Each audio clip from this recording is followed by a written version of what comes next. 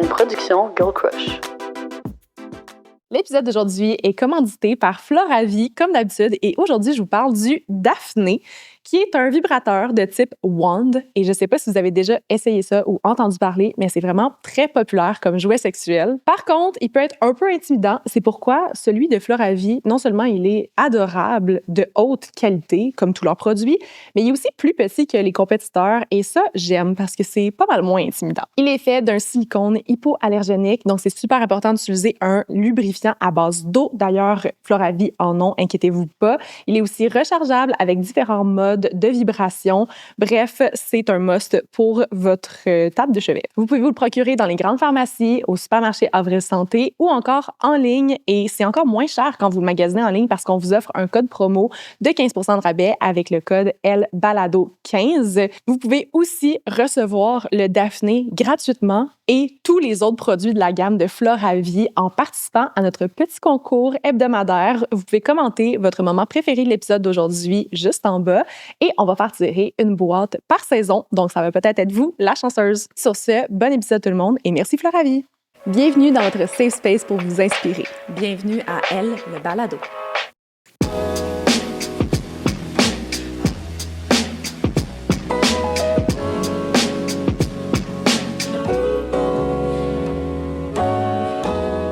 Allô Geneviève. Bonjour. Ça va bien? Quand même, oui. Oui, Ouais. merci beaucoup d'être là. Hey, Tellement contente, moi, que tu sois là. J'avais full hâte. Ouais, mais c'est pas la première fois qu'on a ton nom comme référence. Là. Oui, Catherine Saint-Cyr nous avait mentionné ton nom, Joanie Gros aussi. Ouais. On n'arrête pas de dire à quel point comme les épisodes avec les médecins, c'est les meilleurs. Nous, on est sur une lancée. Là. On est officiellement dans comme, les recommandations, genre les références Médicales. médicales. Ouais. Moi, j'ai de la difficulté à avoir un médecin dans ma vie personnelle, mais professionnellement, ça se passe Ça se passe très bien. bien. C'est vrai que nous aussi, en fait, la plupart des médecins de famille n'ont pas de médecin. C'est ça. On a des mal chaussées. Vraiment. J'adore. Mais merci d'être là aujourd'hui. On parle d'avortement. C'est ce que je m'en allais dire. Puis là, avant de rentrer dans le crunchy, on aime toujours un peu comme faire des petites questions brise-glace, comme Marie-Lou dit. Les questions rapides, réponses rapides. Ouais. Pour apprendre à mieux te connaître. Je te laisse poser la première. T'es prête? Oui. Ça, t'es pas reçu. Non. Non. Mais j'ai vu sur vos petites cartes. Ah ben là, Il y avait une section rapid fire, mais j'ai pas lu ce qu'il y avait dedans. On reste dans la surprise. OK. Quel est ton rituel du dimanche parfait? Dimanche matin, en fait, plus précisément. Oui, un dimanche parfait, c'est un dimanche relax. Hein. Oui. Ouais, c'est ça. Fait que Ben, c'est tout relax. Selon toi, là. Ouais. Parce que des fois, tu dois travailler. Oui, c'est ça. Parfois, je travaille, fait que je sais pas si c'est un dimanche parfait. J'aime mon travail, mais tu sais, c'est-tu un rituel du dimanche? Je suis pas sûre. Ben, une journée de congé, qu'elle soit la semaine ou la fin de semaine, où je travaille pas, je trouve ça le fun de prendre comme un matin pas pressé. Tu sais, le faire très slow morning, peut-être avoir le droit à un 3e café. Faire mon yoga pas pressé, puis juste comme démarrer un peu plus slow là, la journée. Ça, c'est vraiment le fun. J'adore. Puis là, peut-être aller bruncher. Ah, Si le temps s'y permet. Ouais. Ouais. Ah, ça fait longtemps qu'on a brunché, Marie. de faire les brunchs. Ah, j'adore cette question-là, Marie. Tu vois, hein? Si ton adolescence avait été une trame sonore ou une chanson, ce serait laquelle? Et mon C'est Dieu, vraiment ça. c'est vraiment. Elle me l'a une bonne posé question. tantôt. Je suis vraiment pas certaine. Ton adolescence ou ton parcours universitaire? OK. Ouh. Ouais. Ouais, ben il y a eu beaucoup d'études parce que le parcours universitaire était long ou pas secondaire. Fait qu'il y a eu beaucoup de musique pour ça. Puis ben, je pense que ça dépendait des besoins, mais quand j'étais un peu tannée, là, je mettais quelque chose qui était un petit peu plus comme upbeat. Je me souviens que j'avais étudié avec genre les mêmes chansons pour mon examen final de médecine comme sur repeat. Puis là, pendant l'examen, j'ai réalisé que je me les chantais. Tu sais, puis j'étais Non. comme, non, en cliquant, tu sais, mes choix de réponse. Fait que je pense que ouais, c'est plus des moments spécifiques. Ouais. Mais Il y avait quoi comme chanson dans d'aller cette trame-là? chercher quelque chose qui amène l'émotion qu'on a besoin, Ouais. de se pomper ou de se dépomper selon. Mais non, c'est presque gênant là, parce que c'est pas une chanson particulièrement féministe, mais j'ai écrit mon examen final en chantant Timber dans ma tête. Parce que elle avait trop joué pendant mon étude, puis en montant la côte Sainte-Catherine en vélo pour aller faire mon examen à l'université. Puis là, je me suis comme attrapée de façon méta en étant comme I'm yelling Timber. Je cliquais sur le choix de réponse, puis j'étais comme c'est gênant. Ben, s'il vous plaît, gardez pas ça, mon Dieu. Ben oui, ben, Non, c'est mais sûr qu'on regarde ça, mais c'est Moi, j'ai excellent. dit skinny love tantôt par rapport à mon Je adolescence. comprends. Pas comme- Ouais. On n'est pas dans les moments glorieux de notre vie, là. Ouais, non, c'est ça. J'adore. Ça doit être gossant à étudier avec Tinder. Je pense pas que je serais capable. Ben, je pense qu'à un moment donné, j'étais tellement à bout qu'il fallait quelque chose qui était comme justement super upbeat, puis que j'écoutais plus ce qui se disait. Je faisais juste comme continuer à lire. Fait que ouais, j'ai fait du petit, la petite association, puis je l'ai rechanté. C'est bon. Puis là, tu l'écoutes aujourd'hui, elle passe à la radio, puis t'as comme un peu de pitié. Oui, puis là, oui, c'est genre. pourquoi je suis soudainement nerveuse et tachycarde, tu sais. Mais c'est correct que j'ai passé l'examen. Je suis vraiment pour de vrai, là. Oui. Une nouvelle pour aujourd'hui. Dans un univers parallèle où tu n'es pas médecin, quel métier aurais probablement fait? Est-ce que, moi, j'ai de la misère à dire mes questions. Mais t'étais bonne, T'aurais probablement fait. Ouais. Ben, je pense qu'il y a plein. Puis ça, c'est pas quelque chose qui est comme populaire de dire en médecine, là, mais j'aurais pu faire plein d'autres affaires que j'aurais aimé aussi. Là, puis je me suis, on m'a tellement regardé croche, puis un peu comme si je mentais, puis j'essayais de me rendre intéressante. On m'a demandé ça à mon entrevue en médecine. Ils ont dit, avec là, si t'es pas admis, c'est l'année prochaine, tu réessayes. En attendant, tu fais quoi? Tu continues dans les sciences biomédicales. C'est quoi? Tu t'en veux, genre, en physio, en sciences biomèdes, en sciences ça? Puis j'étais comme, ben non, j'ai appliqué en études internationales, puis en études hispaniques à l'université ici, puis je suis acceptée. Fait que si vous me prenez pas, je vais aller faire ça. tu sais. OK. Puis les gens me regardaient comme, voyons, comme, on sait que tu nous mens. Comme, puis tu sais, je suis contente du chemin que ma vie a pris. Je suis heureuse d'être médecin de famille. Je trouve que c'est une super belle profession, mais il y a plein d'autres choses que j'aurais pu faire que j'aurais peut-être été moins stressée par ailleurs aussi. Là. Je sais pas, j'aurais été plus ou moins heureuse, mais j'aurais certainement été moins anxieuse. Il y a plein d'autres choses que j'aurais pu faire qui m'auraient fait plaisir aussi. Fait que j'étais très intéressée par la géopolitique, par les affaires internationales. Fait que peut-être plus quelque chose dans ce contexte. Mais c'est pas fou avec ce qu'on discutait tantôt. Puis là, je vais laisser un peu le suspense pour tout le monde qui nous écoute. Oui, il y a quand même un petit. Il y a quand même un petite lien. interface. Ouais. Dernière question. Si on élimine les nécessités, genre ton sel, tes clés, etc., genre ta sacoche, là, OK? Quelle est la chose pour toi que tu ne peux pas quitter la maison sans? Mhm. Mettons, tu pars tout le temps de chez toi avec, oui, of course, tes clés, ton sel, ta sacoche. Quoi d'autre? Mais je pense que j'ai tellement perdu d'affaires quand j'étais petite, puis là, j'ai comme pu perdre rien depuis comme 30 ans, que j'ai vraiment l'habitude de compter mes items. Fait que je vérifie en fait ça, je suis comme, j'ai des clés, j'ai un baume à lèvres, j'ai mon téléphone. Est-ce que j'ai, qu'est-ce que je pourrais avoir? Souvent mon ordi, est-ce que j'ai les chargeurs appropriés, un portefeuille? T'as-tu des affaires medicine-related? Pas vraiment. Non. Non, un stéthoscope, c'est vraiment rendu comme un collier de docteur. Là. On n'utilise plus ça partout tout le temps. Puis on en a toujours dans les cliniques. Là, fait que... Mais il n'y a pas des petits... Quand j'avais fait... Oh mon Dieu, mais c'était genre même avant de rentrer en physio, j'avais fait mon cours d'RCR. Ils me donnaient un genre de porte-clés. Puis dedans le porte-clés, il y avait genre le masque pour faire du bouche-à-bouche. Genre. Mais me semble... Ouais, je suis sûre que nous, on a reçu un petit paquet de masques à un moment donné, mais je pense pas que beaucoup d'entre nous le traînent, pour être honnête. Mais... Fait que non, je pense pas que j'ai des choses de docteur. Ben, which is fine. Là, avant qu'on rentre dans le crunchy vraiment du sujet, tu voudrais-tu, c'est la question la plus difficile à répondre, que tout le monde a de la misère, mais nous faire un peu une présentation de toi, genre qui est Geneviève Bois? Oh oui, c'est pas mon forté. Dans le fond, je m'appelle Geneviève, je suis médecin de famille. Je travaille principalement sur la côte de la baie du Son, dans une communauté qui s'appelle Wapmakstu, qui est une communauté biculturelle Cri et Inuit. C'est là que je suis un vrai docteur de famille, en gros guillemets, parce qu'on a plein d'autres façons d'être médecin de famille.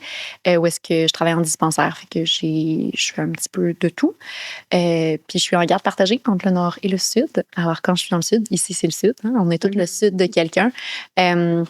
Quand je suis dans le sud, je travaille pas mal juste en santé reproductive, un peu d'enseignement aussi. Donc, je travaille au Centre de santé des femmes de Montréal, puis aussi un peu au Centre de santé des femmes de Mauricie, puis de l'Outaouais.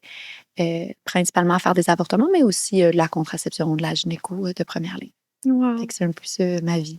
C'est un petit peu j'en parlais beaucoup avec Joanie, entre autres, là, du Centre de santé des femmes. C'est un peu mon petit désir secret de pouvoir m'impliquer d'une façon ou d'une autre avec ma profession, là. Oui. Je pense que je vais réfléchir à ça cette année parce que avec tout ce qui se passe entre autres aux États-Unis et les sujets qu'on veut aborder aujourd'hui et tout, là, on dirait, je sais pas, on dirait que je ne peux pas continuer ma carrière à juste traiter je sais pas comment le dire que ça soit péjoratif, mais des gens qui ont les moyens. Oui, mais des gens qui viennent à toi spontanément, puis pour ça, il y a plein de barrières d'accès. S'ils sont rendus à toi, oui, ils ont probablement les moyens, mais il y a d'autres choses aussi, là, des moyens d'information puis de logistique. Exactement. Exactement. Qu'est-ce qui t'a poussé à aller dans ce champ d'expertise-là, un petit peu plus, si je peux dire, en med-femme, tu sais, d'aller plus vers santé de la femme, entre autres, reproducteur, avortement? Ben, je pense que c'est sûr. Tu sais, pour moi, c'était quand même une évidence d'aller en médecine de famille, de faire. Je voulais travailler le plus possible dans la communauté. Dans le communautaire, c'est quand même plus difficile quand on a une autre spécialité. J'aimais beaucoup de choses, puis je voulais soigner des gens à différents stades de leur vie, de différents genres, de différents âges. Puis aussi, choisir une spécialité qui n'est pas la médecine de famille, c'est dire non à beaucoup de choses. Hein. Aller en psychiatrie, ça veut dire qu'on dit non à la médecine physique. Aller en obstétrique gynéco, c'est dire non à soigner des hommes et des enfants. Puis je pense que pour beaucoup d'entre nous, il y avait... C'est pas tant qu'on n'aurait pas aimé s'arrêter quoi cette pointe de pizza-là, mais c'est de dire non au reste qui aurait été difficile. Puis comme médecin de famille, on a la chance de vraiment se réinventer à travers notre carrière parce que l'espèce d'étendue des possibilités qu'on a comme job est vraiment large. Fait que j'aimais ça aussi. C'est sûr que de travailler en santé reproductive, c'est quand même quelque chose qui était sponsorisé là, par mon féminisme. Mais c'était à la fois parce que je sentais qu'il y avait des besoins, qu'il y avait des difficultés d'accès, puis parce que, historiquement, il y a beaucoup de torts historiques qu'on a à corriger en médecine.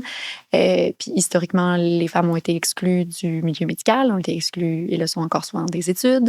Et puis on va tendre à systématiquement downplay puis minimiser leurs symptômes et leurs plaintes. Fait que je pense que c'était l'idée d'essayer d'être dans un point d'inflexion. On ne peut pas corriger tous ces torts historiques-là de par une pratique clinique, mais on peut essayer de créer des expériences neutres ou des expériences négatives, puis parfois des expériences positives. Puis c'est souvent ce que je dis à mes patientes. J'ai dit, tu arrives ici, là, puis tu me racontes que tu as eu plein d'expériences traumatiques en gynéco. Le but, c'est qu'aujourd'hui, on fasse un virage. Ça va pas être extraordinaire. Là, c'est jamais super le fun, un pap test. Je peux pas passer de 100 à 0 km/h, mais je veux qu'aujourd'hui, on arrête d'avoir des expériences négatives, qu'on soit au moins neutre, puis si possible, on va continuer d'être dans ce point d'inflexion-là, puis tourner vers autre chose éventuellement. Puis des fois, je pense que ça vient replacer les attentes que c'est ça. On peut pas tout défaire. On peut pas tout défaire ce qui s'est passé, mais on peut essayer de créer d'autres expériences. J'adore. Ce matin, on a tourné un épisode juste Marie-Lou et moi. Puis j'ai toujours été très mitigée entre ma job en ce moment, parce que j'adore comme l'impact que j'ai au niveau des femmes, parce que je prends beaucoup de temps. J'ai le luxe d'avoir des heures, 1 heure de traitement, même des fois 75 minutes. Mais j'ai été un peu influencée par Marie-Lou. On va tout blâmer ça sur toi. J'ai appliqué en médecine. Ah ouais? Et là, ce matin, je disais à Marie-Lou, non, cette semaine, genre, c'est sûr, si je t'ai acceptée, je rentre pas. Ouais. Je disais, le check bien après l'épisode avec Geneviève, genre, puis là, en ce moment, je suis comme, oh wow, ça serait tellement fou faire ça aussi. C'est clair. Il faudrait juste 16 vies pour faire tout ce que je voudrais faire. En même temps, si tu demandes à un médecin s'il recommencerait, on est beaucoup à dire, on n'est pas sûr. Non, c'est ça. C'est peut-être correct que je savais pas tout à fait dans quoi je m'embarquais, parce que sinon, je suis pas 100% sûre que j'aurais choisi. Vraiment à tête reposée, là, je veux une vie comme plaisante, avec pas trop d'anxiété dans un monde anxiogène. Je suis pas sûre si c'était comme judicieux. Est-ce que je suis heureuse de ce que j'ai fait? Oui. Oui, mais c'était-tu judicieux? Ça, je suis peut-être pas aussi convaincue. Est-ce que tu penses que le voyagement dans ta carrière apporte c'est peut-être cet aspect-là un peu plus difficile oui, c'est sûr que... non, c'est vrai. C'est sûr que ça a un impact. En même temps, puis je sais pas ce que mes parents pensent si jamais ils m'entendent dire ça, mais je vais toujours rappeler que j'ai grandi en garde partagée, le fait que j'ai eu toute une enfance et une adolescence à me préparer à habiter entre deux lieux. Ça me rend pas trop ennuyeuse, ça me rend capable de gérer d'être dans deux maisons. Je trouve pas ça particulièrement difficile. Puis c'est le fun parce que j'ai jamais envie de partir de quelque part, mais j'ai toujours envie d'arriver à l'autre endroit. Fait que oui, des fois, c'est un peu triste parce que tu te sens un peu écartelé, t'es jamais nulle part assez. T'es un peu partout, t'es un peu nulle part. Mais généralement, j'aime ça garde les choses. C'est super. Le fait que ça soit variable, ça change le mal de place quand c'est difficile, ça change le bien de place de restant du temps. Il n'y a jamais vraiment de routine, puis ça vient comme satisfaire différents aspects de ma vie, de ma personnalité, différents défis. Fait que je pense que ça me convient. Je pense que ce qui est plus difficile que le voyagement, parce que ça, bon, tu te reposes, tu t'en remets, mais c'est parfois l'isolement. Quand les vols volent pas, puis que là, tu manques des événements parce qu'il n'y a pas de vol depuis 2 jours, ça, c'est plus difficile. Puis aussi, c'est ça, le fait de sentir qu'on est tout le temps en train de se promener, on est tout le temps en train de travailler, on est tout le temps en train de faire quelque chose, mais la perception des autres, parfois, c'est comme on est quand même pas assez là. Ça, c'est peut-être un peu plus dur à vivre. T'es bonne. Vraiment. Tu t'en allais te poser la question en même temps que moi? Oui. Ben oui, parce qu'on veut parler d'avortement, surtout avec toi aujourd'hui. Et moi, ça donne bien, j'adore parler d'avortement. Ça tombe très bien, nous aussi. On prépare pendant toute la journée. Oui, c'est ça. Moi, le problème, ça va être le temps de voir. Oui, ça. Puis moi, je représente le côté de la population qui ne s'y connaît pas en santé. Fait que j'aimerais ça qu'on commence vraiment par la base pour les auditrices qui nous écoutent, qui ont peut-être aucune idée c'est quoi un accouchement, ça représente quoi? Ou un avortement? Un accouchement, un avortement. Un accouchement, ils doivent le savoir. Ben moi, je le sais Mais pas. pas toujours. Fait que- C'est Catherine la bonne Moi, je suis dans la naïveté encore de ce Ouais. côté-là aussi. L'avortement. Mais l'avortement, comment que ça se passe? Qu'est-ce que c'est? Qu'est-ce que ça représente? C'est quoi le processus? Comme ça, on fait un petit cours one-on-one de ce que c'est. Ah, Il y a comme vraiment, deux types aussi, là, si je Ouais. ne me trompe pas, médicamenteux ou, tu sais, là, on en parlait un petit peu avant, mais que médicamenteux ou chirurgical ou curetage, ou tu sais, peut-être nous démystifier un peu ces deux types-là. Oui, fait qu'il y a deux grandes méthodes d'avortement, puis on peut les diviser, effectivement, on peut utiliser différents termes, puis c'est quelque chose qui est en évolution. Avant, on parlait beaucoup, effectivement, d'avortement chirurgical ou de curetage. C'est des termes qu'on tend à mettre de côté maintenant. Beaucoup de gens vont retirer le terme chirurgical parce que c'est pas une chirurgie, hein, on passe par une voie naturelle.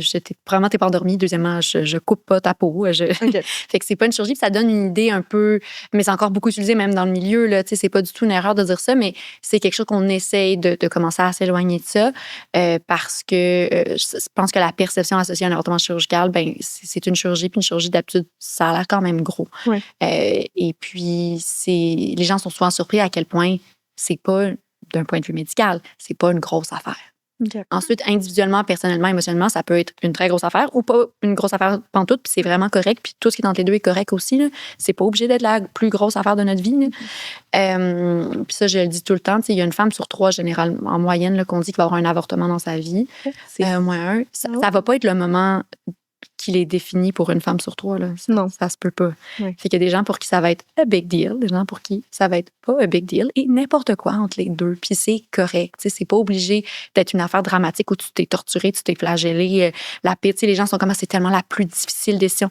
Mais non, il y a plein de femmes pour qui c'est une décision facile. Oui. Puis il y a plein de femmes pour qui c'est une décision pas facile. Puis je trouve qu'on vient effacer un peu l'histoire de beaucoup de femmes quand on fait comme si c'était toujours simple comme décision ou toujours la fin du monde.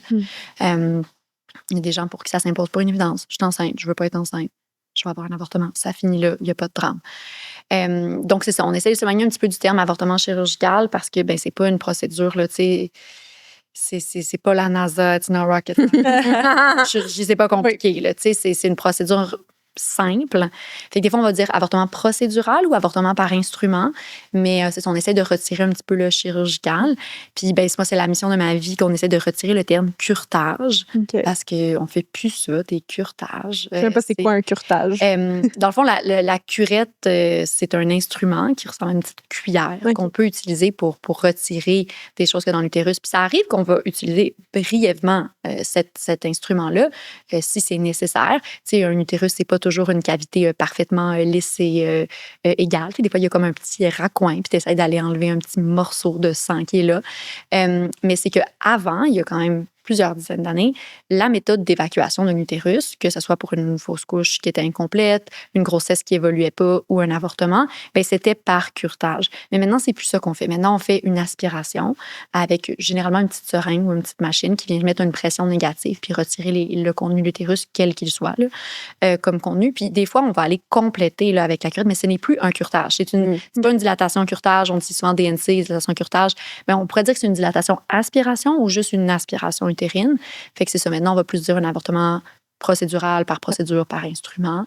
Je pense que tous les termes ont l'air peut-être un peu plus dramatiques que ce que c'est. Ouais. Mais j'aime quand même mieux ça. Curetage, j'ai l'impression qu'on va te prendre une cuillère puis couper l'intérieur. Là, c'est vraiment un terme à éviter. Je comprends. Donc, c'est vraiment plus la méthode de choix. Puis, l'autre option pour un avortement, c'est l'avortement médical ou l'avortement médicamenteux par médicament. Des fois, on dit la pilule abortive, mais ça vient un peu confuser les choses parce que c'est pas une pilule, c'est plusieurs pilules qui se fait dans 2 temps. Fait que des fois, quand on dit la pilule abortive, les gens, ils s'imaginent un comprimé, puis là, tu le prends, puis c'est fait. C'est pas tout à fait comme ça non plus. Puis, c'est vraiment bien qu'on ait ces 2 options-là, qu'on ait plus qu'une option. Ça fait pas si longtemps que ça que l'avortement médical est plus commun au Canada parce que la pilule abortive, entre guillemets, là, l'avortement médicamenteux avec le meilleur régime, la meilleure posologie là, qui est la plus supportée par les données probantes, mais ça fait quand même pas très longtemps que ça a été approuvé par Santé Canada. Fait qu'on parle du mifégémiso, c'est la combinaison de mifépristone puis de misoprostol. C'est pas que ça se faisait pas avant des avortements par médicament, mais c'était moins commun parce qu'on devait utiliser d'autres combinaisons, soit méthotrexate, misoprostol ou soit misoprostol seul, qui ont un peu moins bon taux de succès, un peu plus de complications, un peu plus de saignements. Donc, vraiment, la combinaison Mifé-Miso, là, c'est ce qu'on recommande. Là, c'est le régime recommandé. Puis ça se prend en 2 temps. Le premier médicament va venir, pas toujours, mais généralement arrêter la grossesse, mais surtout préparer l'utérus puis bloquer le récepteur qui permet à la grossesse de continuer. Puis ensuite, le deuxième médicament, le misoprostol, va donner des contractions utérines puis va permettre d'expulser là, les produits. Puis c'est le même médicament qu'on donne si quelqu'un a une fausse couche qui est incomplète. T'sais, la fausse couche se déclenche naturellement, mais il reste des produits, ben on va donner du misoprostol pour évacuer les restants parce que le corps n'est pas toujours bien fait à cet écart. Des fois, notre corps oublie de finir sa fausse couche. Ou alors la grossesse arrête d'évoluer naturellement puis notre corps oublie de faire sa fausse couche. C'est ce qu'on appelle les grossesses non évolutives. OK. Et puis, avant, on appelait ça des fois comme des missed abortions. Là. Mais c'est vraiment un terme que j'essaie d'éviter parce que ça fait comme si tu avais raté ta fausse couche. Là, c'est vraiment culpabilisateur. Puis, mais c'est juste une grossesse qui n'a pas évolué. Mais ton corps n'a pas toujours eu le mémo tout de suite qu'il fallait évacuer cette grossesse non évolutive-là. Puis, si je peux t'interrompre, là, par exemple, je ne suis pas enceinte, mais si j'étais enceinte et que je voulais cesser ma grossesse, qu'est-ce qui ferait en sorte si je venais te consulter, on va dire, au Centre de santé des femmes, où tu travailles pour faire des avortements? Pourquoi tu me recommanderais médicamenteux? Pourquoi tu me recommanderais par procédure? Tu sais, je pense à un nombre de semaines, etc. Tu sais. Fait qu'il y a des contre-indications à l'un ou à l'autre, mais pour la plupart des femmes, il n'y a pas de contre-indication, ou des personnes enceintes, là, il n'y a pas de contre-indication à l'un ou à l'autre, puis ça devient vraiment une question de choix. Effectivement, l'avortement médical, et c'est surtout quelque chose qu'on va faire autour jusqu'à peu près 10 semaines d'aménorrhée, 10 semaines d'âge gestationnel, puis on va revenir sur comment on calcule ça, mais ça peut se faire un peu après, mais habituellement de routine, là, c'est jusqu'à peu près 10. Puis je pense qu'après ça, il faudrait comme avoir une bonne raison de préférer ça parce que c'est un peu plus intense. Mais ça se fait. Where there's a will, there's a way. Tout peut se faire. Mais alors que l'avortement par instrument peut se faire jusqu'à plus de semaines de grossesse. Ça va être une dilatation-aspiration. Puis un peu plus tard, en grossesse, ça serait une dilatation-évacuation. Mais essentiellement, là, ça se fait par voie basse à peu près de la même façon. La seule chose qui change avec le temps, c'est que éventuellement, on va faire ce qu'on appelle la préparation cervicale. Fait qu'on va préparer le cervix, qui est l'entrée de l'utérus, pour pas avoir à l'ouvrir trop gros, trop vite. Ce qui pourrait faire mal puis avoir des risques de complications. Fait qu'on va le préparer. Mais tu sais, quelqu'un qui est au début de sa grossesse puis qui n'a pas de contre-indication à une méthode ou l'autre, c'est vraiment une question de choix personnel. Puis c'est là que c'est vraiment bien qu'on ait maintenant 2 options parce que les gens peuvent utiliser, prendre ce qui fonctionne pour eux. Puis ça, c'est une question de valeur, de préférence.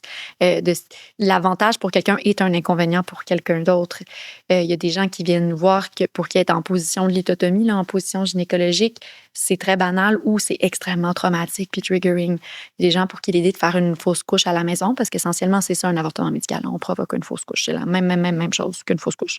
Il y a des gens pour qui ça peut être souhaité parce que les gens savent qu'ils sont enceintes puis ils veulent justement passer ça comme une fausse couche. Puis c'est vrai, c'est une fausse couche, c'est juste qu'on l'a déclenché, mais ça, c'est des affaires de personne. Fait que ça peut être quelque chose qu'ils désirent ou ça peut être quelque chose qui est super stressant. Ils veulent pas vivre ça toute seule à la maison. Fait qu'un avantage est un inconvénient pour quelqu'un d'autre. Fait que je pense que c'est vraiment, tu sais, de quelle façon on sent qu'on est plus à l'aise ou qu'est-ce qui nous convient le mieux. À ce stade-là de notre vie, les gens peuvent choisir une chose à un moment puis une autre chose à un autre moment de leur vie. Mais les 2 options existent. Les 2 options existent pour un avortement électif, là, entre guillemets. On est enceinte, on veut pas être enceinte, mais c'est les mêmes options qu'on a pour justement une grossesse non évolutive ou une fausse couche qui est incomplète. On a toujours le choix d'y aller plus par instrument, procédure ou d'y aller plus par médicament. C'est intéressant parce que on dirait que je savais qu'il y avait le gap là, de nombre de semaines, là, environ dans ces eaux-là, mais je me disais tout le temps, mais ça, si c'était moi, c'est sûr, je prendrais l'avortement médicamenteux comme, on va dire, si je suis enceinte de 8 semaines, tu sais, c'est sûr. Mais c'est vrai que comme quand tu y penses, ça peut être traumatique pour certaines personnes là, de vivre ça à la maison, des contractions. Mais ça peut aussi être super empowering de dire je fais ça quand je veux, où je veux, avec les gens du soutien que je veux. Tu sais, si des fois on veut des gens autour de nous, mais on peut pas nécessairement avoir ça dans une salle de procédure où on veut justement vraiment éviter d'être instrumenté, l'examen, la position, la sédation, la perte de contrôle. Mais ça, c'est super personnel. Il y a des gens qu'on leur dit, on offre une sédation pendant la procédure, puis ils sont comme, wow, super, peut-être un peu d'amnésie, beaucoup de contrôle douleur, je veux ça. Puis il y en a d'autres que l'idée de cette perte de contrôle-là, c'est absolument terrorisant, puis c'est vraiment correct. Fait que souvent, quand les gens ils disent, qu'est-ce que je devrais choisir? Je dis, je vais t'expliquer les 2. Puis tu me diras qu'est-ce qui fit plus avec ce que tu as besoin maintenant. Et puis, des fois, justement, l'idée de faire son avortement par médical à la maison pas nécessairement seul, mais en tout cas avec les gens qu'on veut ou avec personne, c'est ça qu'on veut.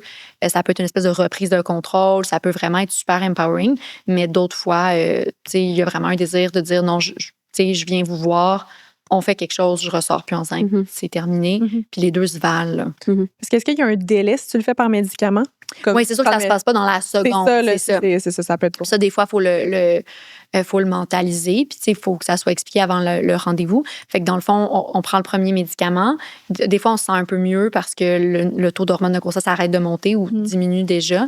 Mais par ailleurs, il n'y a pas vraiment d'effet secondaire. Puis 24 à 48 heures plus tard, c'est là qu'on prend le deuxième médicament, puis c'est là qu'on expulse la grossesse dans les heures suivantes. Fait que c'est pas 8 semaines, là. Mais non, c'est pas cet instant-ci. S'il faut que ça soit réglé ce soir, ben peut-être que c'est mieux de faire une procédure. Mais c'est pas nécessaire de prendre les médicaments devant la médecin ou la personne qui te les donne. Et donc, des fois, les gens prennent la boîte de médicaments puis ils font ça à un moment qui leur convient dans les prochains jours, voire semaines. Là. Il y a beaucoup de gens qui consultent super tôt. Des fois, on a de la misère à voir l'échographie, la grossesse est où parce qu'il est tellement tôt. Et s'ils veulent commencer le processus dans 3 jours puis le finir dans 4, c'est pas de mes affaires. Là. Il faut respecter ce délai-là entre les deux médicaments, mais tant qu'on respecte l'intervalle de au moins 24, maximum 48 heures, quand on commence, quand on finit, c'est vraiment personnel. Fait que ça peut être le fun, ça peut comme être une espèce de reprise de contrôle. Je fais ça à un moment où ça fait du bien, où ça fait bien dans mon horaire, ça fait bien dans ma vie. Mais il y en a d'autres qui vont dire, ben justement, là, moi, je suis toute seule à la maison avec 2 jeunes enfants. Ça va me stresser là, de faire ça la nuit, puis de peut-être avoir mal, puis je veux pas qu'ils s'en rendent compte. Puis là, peut-être qu'elle va préférer avoir une procédure. Mais les deux sont vraiment, vraiment corrects. Puis, question que je devrais peut-être savoir, mais que j'ai aucune idée. Y a-t-il un maximum de semaines pour avoir un avortement? Légalement, non. Logistiquement, c'est une autre histoire. Mais ça, c'est vraiment, je pense que c'est peut-être un bon segue là, vers la partie légale, mais au Canada, on n'a pas de loi sur l'avortement. Et c'est parfait. On n'en veut pas. D'accord? C'est la situation légale optimale, idéale. C'est ce que toutes les féministes dans le monde veulent comme situation légale. On a le Saint Graal. Faut pas y toucher. Faut pas y toucher. Une loi sur l'avortement, c'est la plus grosse mauvaise bonne idée ou bonne mauvaise idée ou fausse bonne idée. Là, la pire idée. C'est la pire bonne idée qu'on peut avoir. C'est une très mauvaise idée. On a l'impression qu'on va aller mettre un plancher, qu'on va aller mettre un minimum, mais ultimement, ce qu'on va faire, en fait, c'est mettre un plafond. On va mettre un maximum. Puis ensuite, c'est très facile de faire baisser le plafond. De juste rajouter des petites contraintes. Tu vois, moi, j'avais pensé au minimum. Je pensais vraiment au maximum. Oui, bien, intuitivement, tu avais la bonne réponse. On n'en veut pas de loi sur l'avortement. Il n'y a personne qui a gagné de l'accès avec ça. Puis historiquement, on a souvent beaucoup perdu avec ça. C'est trop facile une fois qu'on l'a, qu'on change de gouvernement, qu'on rajoute des critères, peu importe. Fait qu'on est dans la situation légale idéale où l'avortement est un acte médical, c'est un soin de santé. Puis on n'a pas de loi sur les appendicites puis les appendectomies, on n'a pas de loi sur les remplacements du genou. Puis c'est correct. Et donc, c'est la même chose. Laissons ça tranquille. C'est une question de soin entre les gens qui en ont besoin ou qui en veulent et leurs soignants. Merci, bonsoir. Donc, il n'y a pas de limite légale, puis c'est parfait parce que effectivement, sinon, ça vient mettre une limite vraiment arbitraire. Donc, on ne perd pas son droit à l'avortement là, à un moment spécifique. Ensuite, logistiquement, selon où est-ce qu'on est au Canada puis où est-ce qu'on est au Québec, ça va devenir effectivement beaucoup plus difficile à mesure que la gestation avance puis que le nombre de semaines augmente. De façon assez routine, entre guillemets, la plupart des cliniques vont offrir l'avortement jusqu'à 12 ou 14 semaines. Certaines vont aller un peu plus loin. Puis ensuite, il y a des centres plus spécialisés qui vont s'occuper de l'avortement, qui sont un petit peu plus avancés. Mais je pense que c'est important quand on parle de nombre de semaines de grossesse. Les gens pensent souvent que ça fait X semaines qu'ils sont enceintes. Mais on calcule toujours par rapport aux dernières menstruations. Puis même si tu n'en as pas de dernière menstruation, là, dans le contexte, quand on va dire un nombre de semaines à l'écho, ça va être par rapport à l'hypothétique là, ou ce qui aurait dû être ta dernière menstruation. Puis généralement, on ovule à peu près 2 semaines après avoir eu notre première journée de dernière menstruation. Puis c'est autour de l'ovulation qu'il va y avoir fécondation. Mais là, il va y avoir initialement fécondation, puis ensuite implantation. Fait que dans le fond, on est enceinte de au moins 2 semaines de moins que ce que le nom dit, souvent plus proche de 3. Fait quelqu'un à qui je dis, t'es enceinte de 5 semaines, je lui explique, ça veut dire que 5 semaines, t'as menstrué. Ça veut dire qu'à peu près, il y a 2,5, 3 semaines, t'as eu du sexe. Puis ça veut dire que comme 1 à 2 semaines plus tard, le test a viré positif. Mais ça fait pas 5 semaines que tu es enceinte et qu'il se passe quelque chose dans ton corps. Ça fait 1 à 2,5 semaines. Puis ça, c'est important parce que souvent, sinon, quand on dit 10 semaines, les gens disent, ça fait pas 10 semaines que je suis enceinte, mais ça fait peut-être 10 semaines que tu as eu tes dernières menstruations. OK. Ah, c'est good to know, je savais pas ça. Ben oui. Oui, puis c'est comme ça qu'on calcule partout sur la planète, là, fait qu'on peut pas commencer à dire, ben nous, on va le calculer autrement par rapport à la fécondation. Puis là, si on a un cycle plus court, plus long, ça peut changer des choses. Ensuite, si c'est pas parce que la relation sexuelle a le lieu ce jour-là que la fécondation se fait ce jour-là, l'ovule peut avoir été là depuis 2 jours, puis c'est là qu'il y a du sperme, ou vice-versa. Il peut y avoir éjaculation, puis l'ovulation se fait dans une journée ou 2, puis c'est là qu'il y a fécondation. Fait qu'on n'est pas précis à l'heure près, là, mais on peut être précis à quelques jours. Mais là, ça veut dire, bon, admettons, je suis enceinte de 8 semaines, on a dit je pourrais prendre les 2 choix. Et admettons, à 11-12 semaines, ça se peut qu'on penche plus vers procédural. Mais là, qu'advient-il de, tu sais, l'émission là, qu'il y avait à Canal Vie, là, Enceinte sans le savoir? Moi, c'est l'épisode qui m'a traumatisée dans ma vie. Là. On avait reçu à... Elle a sponsorisé beaucoup de femmes qui font des tests de grossesse de façon compulsive. Ah, Ben ça, c'est moi, là. C'est ça, ouais. Moi, tout le temps, là. La semaine passée, j'étais What enceinte. if? Je suis enceinte. C'est sûr, je suis enceinte. Non, tombée dans la semaine. Non, mais à mon ancien podcast, on avait reçu quelqu'un qui était enceinte sans le savoir. Hey, mais nous, on peut pas faire ça au podcast parce que je vais virer anxieuse après ça. Encore plus. Oui, c'est ça. Mais qu'advient-il si je suis enceinte sans le savoir à 20 semaines et je ne désire pas continuer ma grossesse? Tu sais, un genre, tu sais, vraiment plus tard, y a-t-il option? Ben, si tu es ici à Montréal, je vais te réconforter en te disant que si tu veux toujours un avortement, tu es sur la meilleure ville sur la planète pour quand même. Ah, ouais. Sur la planète? Montréal. Pas mal, là. Pas mal, oui. Non, le Québec Pourquoi? est la juridiction la plus pro-choix sur la planète. Ensuite, on ne va pas occulter le fait qu'il y a beaucoup de problèmes d'accès. On peut à la fois être la juridiction la plus pro-choix sur la planète et avoir encore 99 problèmes à régler. Donc, les deux peuvent coexister. Mais oui, on a des services d'accès à l'avortement au 2e ou au 3e trimestre au Québec. C'est pas la norme partout dans le monde. C'est même pas la norme partout au Canada. Mais à 20 semaines, c'est encore possible d'avoir un avortement. Puis il y a plein de bonnes raisons pour ça. La première, c'est ça, c'est que si tu découvres que tu es enceinte à X semaines, tu peux pas perdre ton droit à l'avortement juste parce que toi, tu l'as su plus tard pour X, Y, Z raisons. Il y a plein de bonnes raisons de découvrir. Ben, en fait, pas de bonnes et de mauvaises raisons, là, mais il y a plein de raisons pour lesquelles on découvre une grossesse de façon plus avancée. Souvent, c'est quelque chose qu'on voit aux extrêmes de l'âge fertile, donc des adolescentes ou des femmes en périménopause qui ont des cycles plus irréguliers, qui ont l'impression que leur risque de tomber enceinte est peut-être moindre que ce qu'il est. Des fois, il est effectivement moindre que la moyenne, mais il n'est pas inexistant. Donc, c'est peut-être plus dans ces cas-là. Aussi, des fois, en péri-accouchement, donc une grossesse qui survient très, très tôt après un accouchement. Puis là, les gens, ils n'ont pas vraiment de retour de règles, mais ils se spotent un peu tout croche, puis ils sont fatigués, mais ils ont un nouveau bébé. Fait que, tu sais, tout ça fait du sens. Fait que c'est aussi... Mais ça peut arriver à tout le monde, n'importe quand, n'importe comment.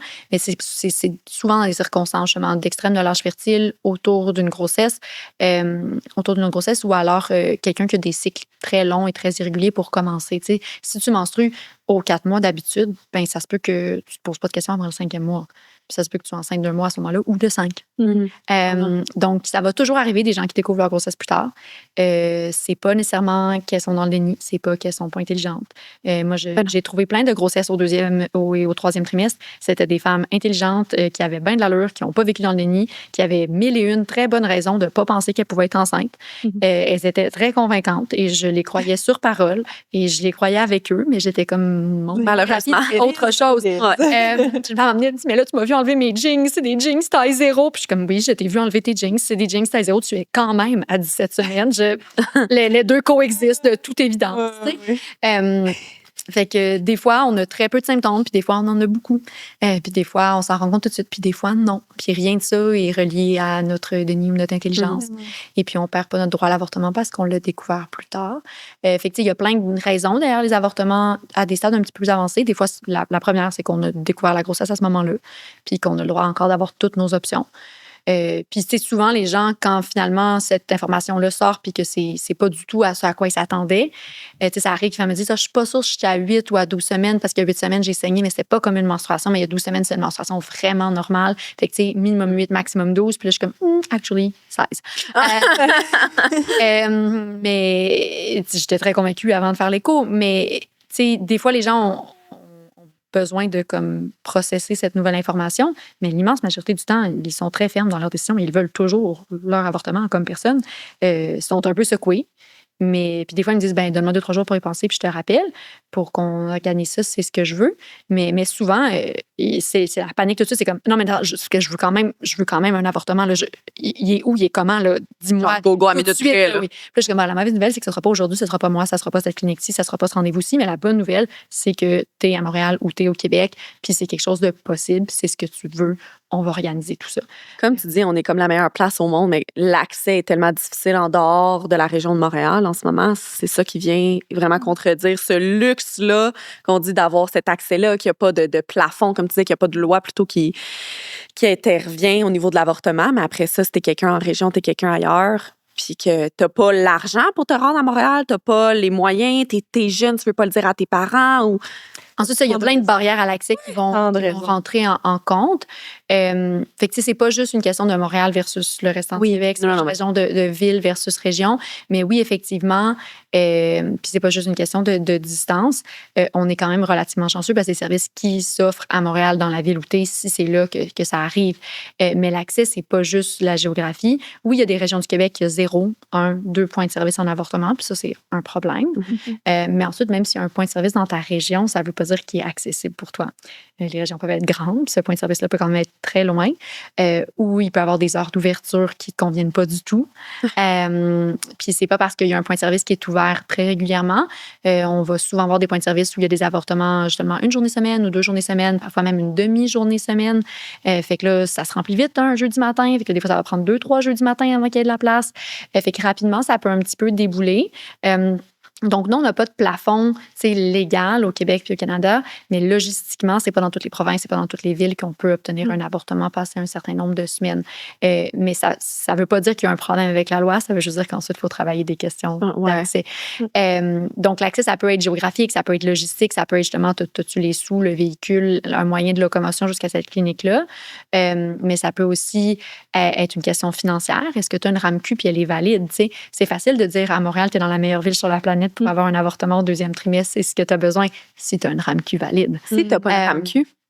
Donc, si tu es éligible à la RAMQ, et puis tu l'as perdu, pas renouvelé, ça s'est perdu dans un déménagement, peu importe, tu peux faire une demande d'une preuve de couverture, là, malgré le fait que tu n'as pas de carte dans tes mains. D'urgence, puis c'est quelque chose que c'est fréquent. Mais là, moi, je pense que la question qu'il faut se poser, c'est pas de dire il y a des gens désorganisés qui renouvellent pas leur RAMQ. Non. C'est pourquoi est-ce qu'une RAMQ, ça expire?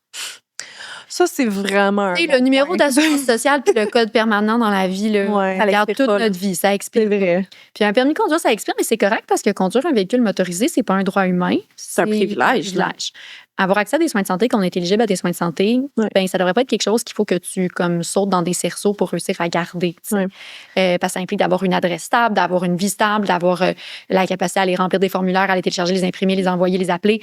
On n'a pas tout le temps tout ça en même temps dans notre vie. Fait que moi, je pense que les RAMQ devraient juste pas expirer, puis ça réglerait bien des problèmes. Parce que si tu manques ton renouvellement après ça, c'est vraiment... Oui, puis là, il y a souvent des délais, puis là, les faut t'aller en personne. Ça me mind blown. Formulaire. Faut t'aller une imprimante pour imprimer le formulaire. Tu seras en personne. Plus ça va, plus ça devient compliqué. Puis il y a des choses dans la vie qui sont pas comme méga time sensitive. Si tu voulais aller consulter parce que tu avais quelque chose qui t'inquiétait, mais que c'est pas grave, ben tu as le droit d'aller consulter, mais que tu y ailles maintenant ou dans un mois, ça n'a pas vraiment d'importance. Mais si tu es enceinte, tu ne peux pas être enceinte, tu as besoin d'un avortement, ben là, chaque jour qui passe, c'est vraiment une journée de trop. Donc, tu sais, pourquoi on n'aurait pas une RAMQ valide? Ben, ça se peut qu'on soit éligible, puis qu'on puisse faire cette demande-là, puis qu'on ait notre preuve de couverture, puis avoir quand même nos soins, mais ça peut quand même impliquer des délais. Juste d'obtenir ça. Puis ensuite, on peut être ne pas éligible à la RAMQ pour plein de raisons. Fait qu'il y a plein de gens qui sont au Québec actuellement sur des permis de travail temporaire ou sur des permis vacances-travail ou avec des autorisations de travailler. Puis c'est des gens qui travaillent ici puis qui payent leurs impôts, là. Mais ils ne sont pas assurés par la RAMQ. Quant à moi, si tu travailles quelque part et tu payes tes taxes-là et tes impôts, tu devrais probablement avoir en échange de cette contribution à l'État des soins de santé. Souvent, pour obtenir leur visa de travail ou de séjour, il faut qu'ils prennent une assurance privée. Mais très souvent, ces assurances privées-là ne vont pas couvrir l'avortement, vont parfois juste pas couvrir la contraception, la gynéco, les accouchements, la grossesse. Il va y avoir comme une exclusion sur plein de facteurs. Ça va être des assurances qui souvent vont juste te couvrir si tu es en train de mourir là. Donc, on peut avoir une une couverture et cette couverture-là n'inclut pas l'avortement. Ça ne veut pas dire qu'on est sans assurance. Oui. Ensuite, si on est couvert par le Programme fédéral de santé intérimaire, le PFSI, qui est pour les réfugiés, l'avortement est couvert, mais c'est peut-être pas tous les endroits qui savent comment fonctionner puis facturer au PFSI. On pourrait aussi avoir une assurance privée comme étudiante ou autre qui va peut-être couvrir l'avortement, mais peut-être qu'il va falloir payer puis se faire rembourser par notre assurance. Mais il faut que tu aies ces fonds-là disponibles. Ouais. Mais ça te demande pas juste, c'est pas une question d'avoir de l'argent, mais c'est d'avoir ce cash flow-là, d'avoir cette capacité à absorber la dépense transitoirement. Et puis c'est malheureux parce que c'est des gens qui sont couverts, mais qui, des fois, ont quand même besoin d'accès à un fonds d'aide parce qu'ils n'ont juste pas la capacité de prendre cette dépense-là et d'être remboursés éventuellement. On peut même, en fait, avoir une carte d'assurance maladie version une autre province canadienne. Puis comme il n'y a pas nécessairement d'entente de réciprocité, il va falloir payer nos soins et faire rembourser par notre province. Mais là, on rentre dans la même problématique de cash flow qu'avec une assurance privée, où est-ce que même si ton assurance couvre à 100%, ce que tu n'es jamais complètement sûr, jusqu'à temps que ça soit fait, c'est des centaines de dollars. Oui, on sait-tu, ça retourne au cours de combien? La plupart des cliniques vont charger autour de 700-800 dollars pour un avortement de premier trimestre, ce qui est probablement à peu près le coût coûtant. Je pense que la plupart des cliniques essaient de garder ça le plus bas possible. Puis il y a des fonds d'aide, mais ils sont vraiment très en demande et ils vont souvent être à sec. Donc, on devrait faire une levée de fonds pour ça. D'accord. Les magnifiques sacs du magnifique documentaire qui s'appelle Libre pour choisir, qui vient de sortir en première mondiale il y a 2 jours. On ne discutait pas il y a une demi-heure. J'ai pas mentionné tout à l'heure, mais on vend de très beaux sacs là, pour documentaire qui s'est marqué dessus Libre de choisir. Puis les fonds vont de cette vente-là vont au fonds de dépannage de la FQPN, la Fédération québécoise du planning des naissances, qui est une super organisation, mais qui a le seul fonds d'aide là, spécifique au Québec pour l'accès à l'avortement. Il y a d'autres fonds au niveau canadien, mais des fois, c'est ça, il faut qu'on demande à tout le monde. C'est sûr qu'on fait une levée de fonds. Ça serait vraiment cool. Je m'y mets, j'appelle tout de suite à la fin de tous nos tournages. D'accord. Puis c'est tellement terrible d'avoir à discuter ça, tu sais, avec les femmes. Ils sont là, ils veulent pas être enceintes. T'as un moyen de les rendre pas enceintes. Puis là, il faut que tu dises, es-tu capable de payer? C'est pas la discussion qu'on veut jamais avoir en soins, là, mais c'est particulièrement dramatique quand elle est là et nauséeuse, elle vomit avec que ça soit fini hier. Elle n'a pas envie d'appeler son assurance puis de voir si elle va être remboursée puis dans combien de temps. Là. Je prends un petit moment de cet épisode pour vous parler de mon entreprise qui est Oli Éducation. Oli, c'est une plateforme d'éducation à la sexualité où on accompagne les parents qui ont des enfants entre 0 et 12 ans pour parler de sexualité plus facilement à la maison. On y retrouve du contenu éducatif véhiculé par des professionnels de la santé, de l'accompagnement par une messagerie privée ou encore en téléconsultation spécialisée pour l'enfance. Alors, si ça vous tente de prendre en main l'éducation à la sexualité de votre enfant, venez faire un tour sur Oli et je vous offre un petit code promo de 10 % de rabais avec le code BALADO10. Et sur ce, de retour à l'épisode. Puis juste parce que tu l'as mentionné, tu peux-tu juste, comme en 3 minutes, nous dire c'est quoi ce documentaire? Oui, fait que c'est un super documentaire qui est sorti là, il n'y a même pas 2 jours. Ça fait même pas 48 heures. Libre de choix? Libre de choisir. Libre de choisir. Oui, c'est un documentaire qui est aux premières lignes de l'avortement. Donc, c'est vraiment une incursion assez rare dans l'intimité des femmes, des cliniques, des soignants.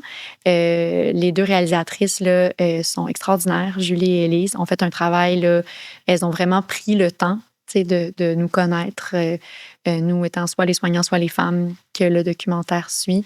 Elles sont vraiment rentrées dans les cliniques avec énormément de respect, de délicatesse. Elles se sont vraiment fondues dans notre environnement. Puis on leur demande souvent comment vous avez convaincu les femmes ou convaincu les cliniques de vous laisser faire ça. Puis l'autre fois, justement, à la première panel, j'ai repris la personne. J'étais un peu désinhibée. Puis j'étais comme, mais ils ont convaincu personne. Ils ont gentiment offert et beaucoup de femmes ont gentiment acquiescé parce qu'ils voulaient qu'on parle de cette diversité de réalité-là.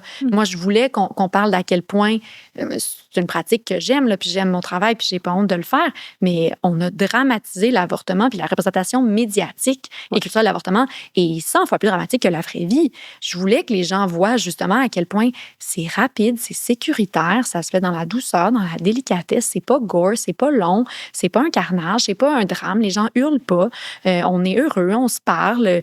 Il y a des femmes qui veulent fermer leurs yeux puis essayer de faire une sieste, et des femmes qui veulent fermer leurs yeux puis rentrer dans leur monde intérieur, mais des femmes qui ont envie de nous jaser, puis c'est vraiment cool.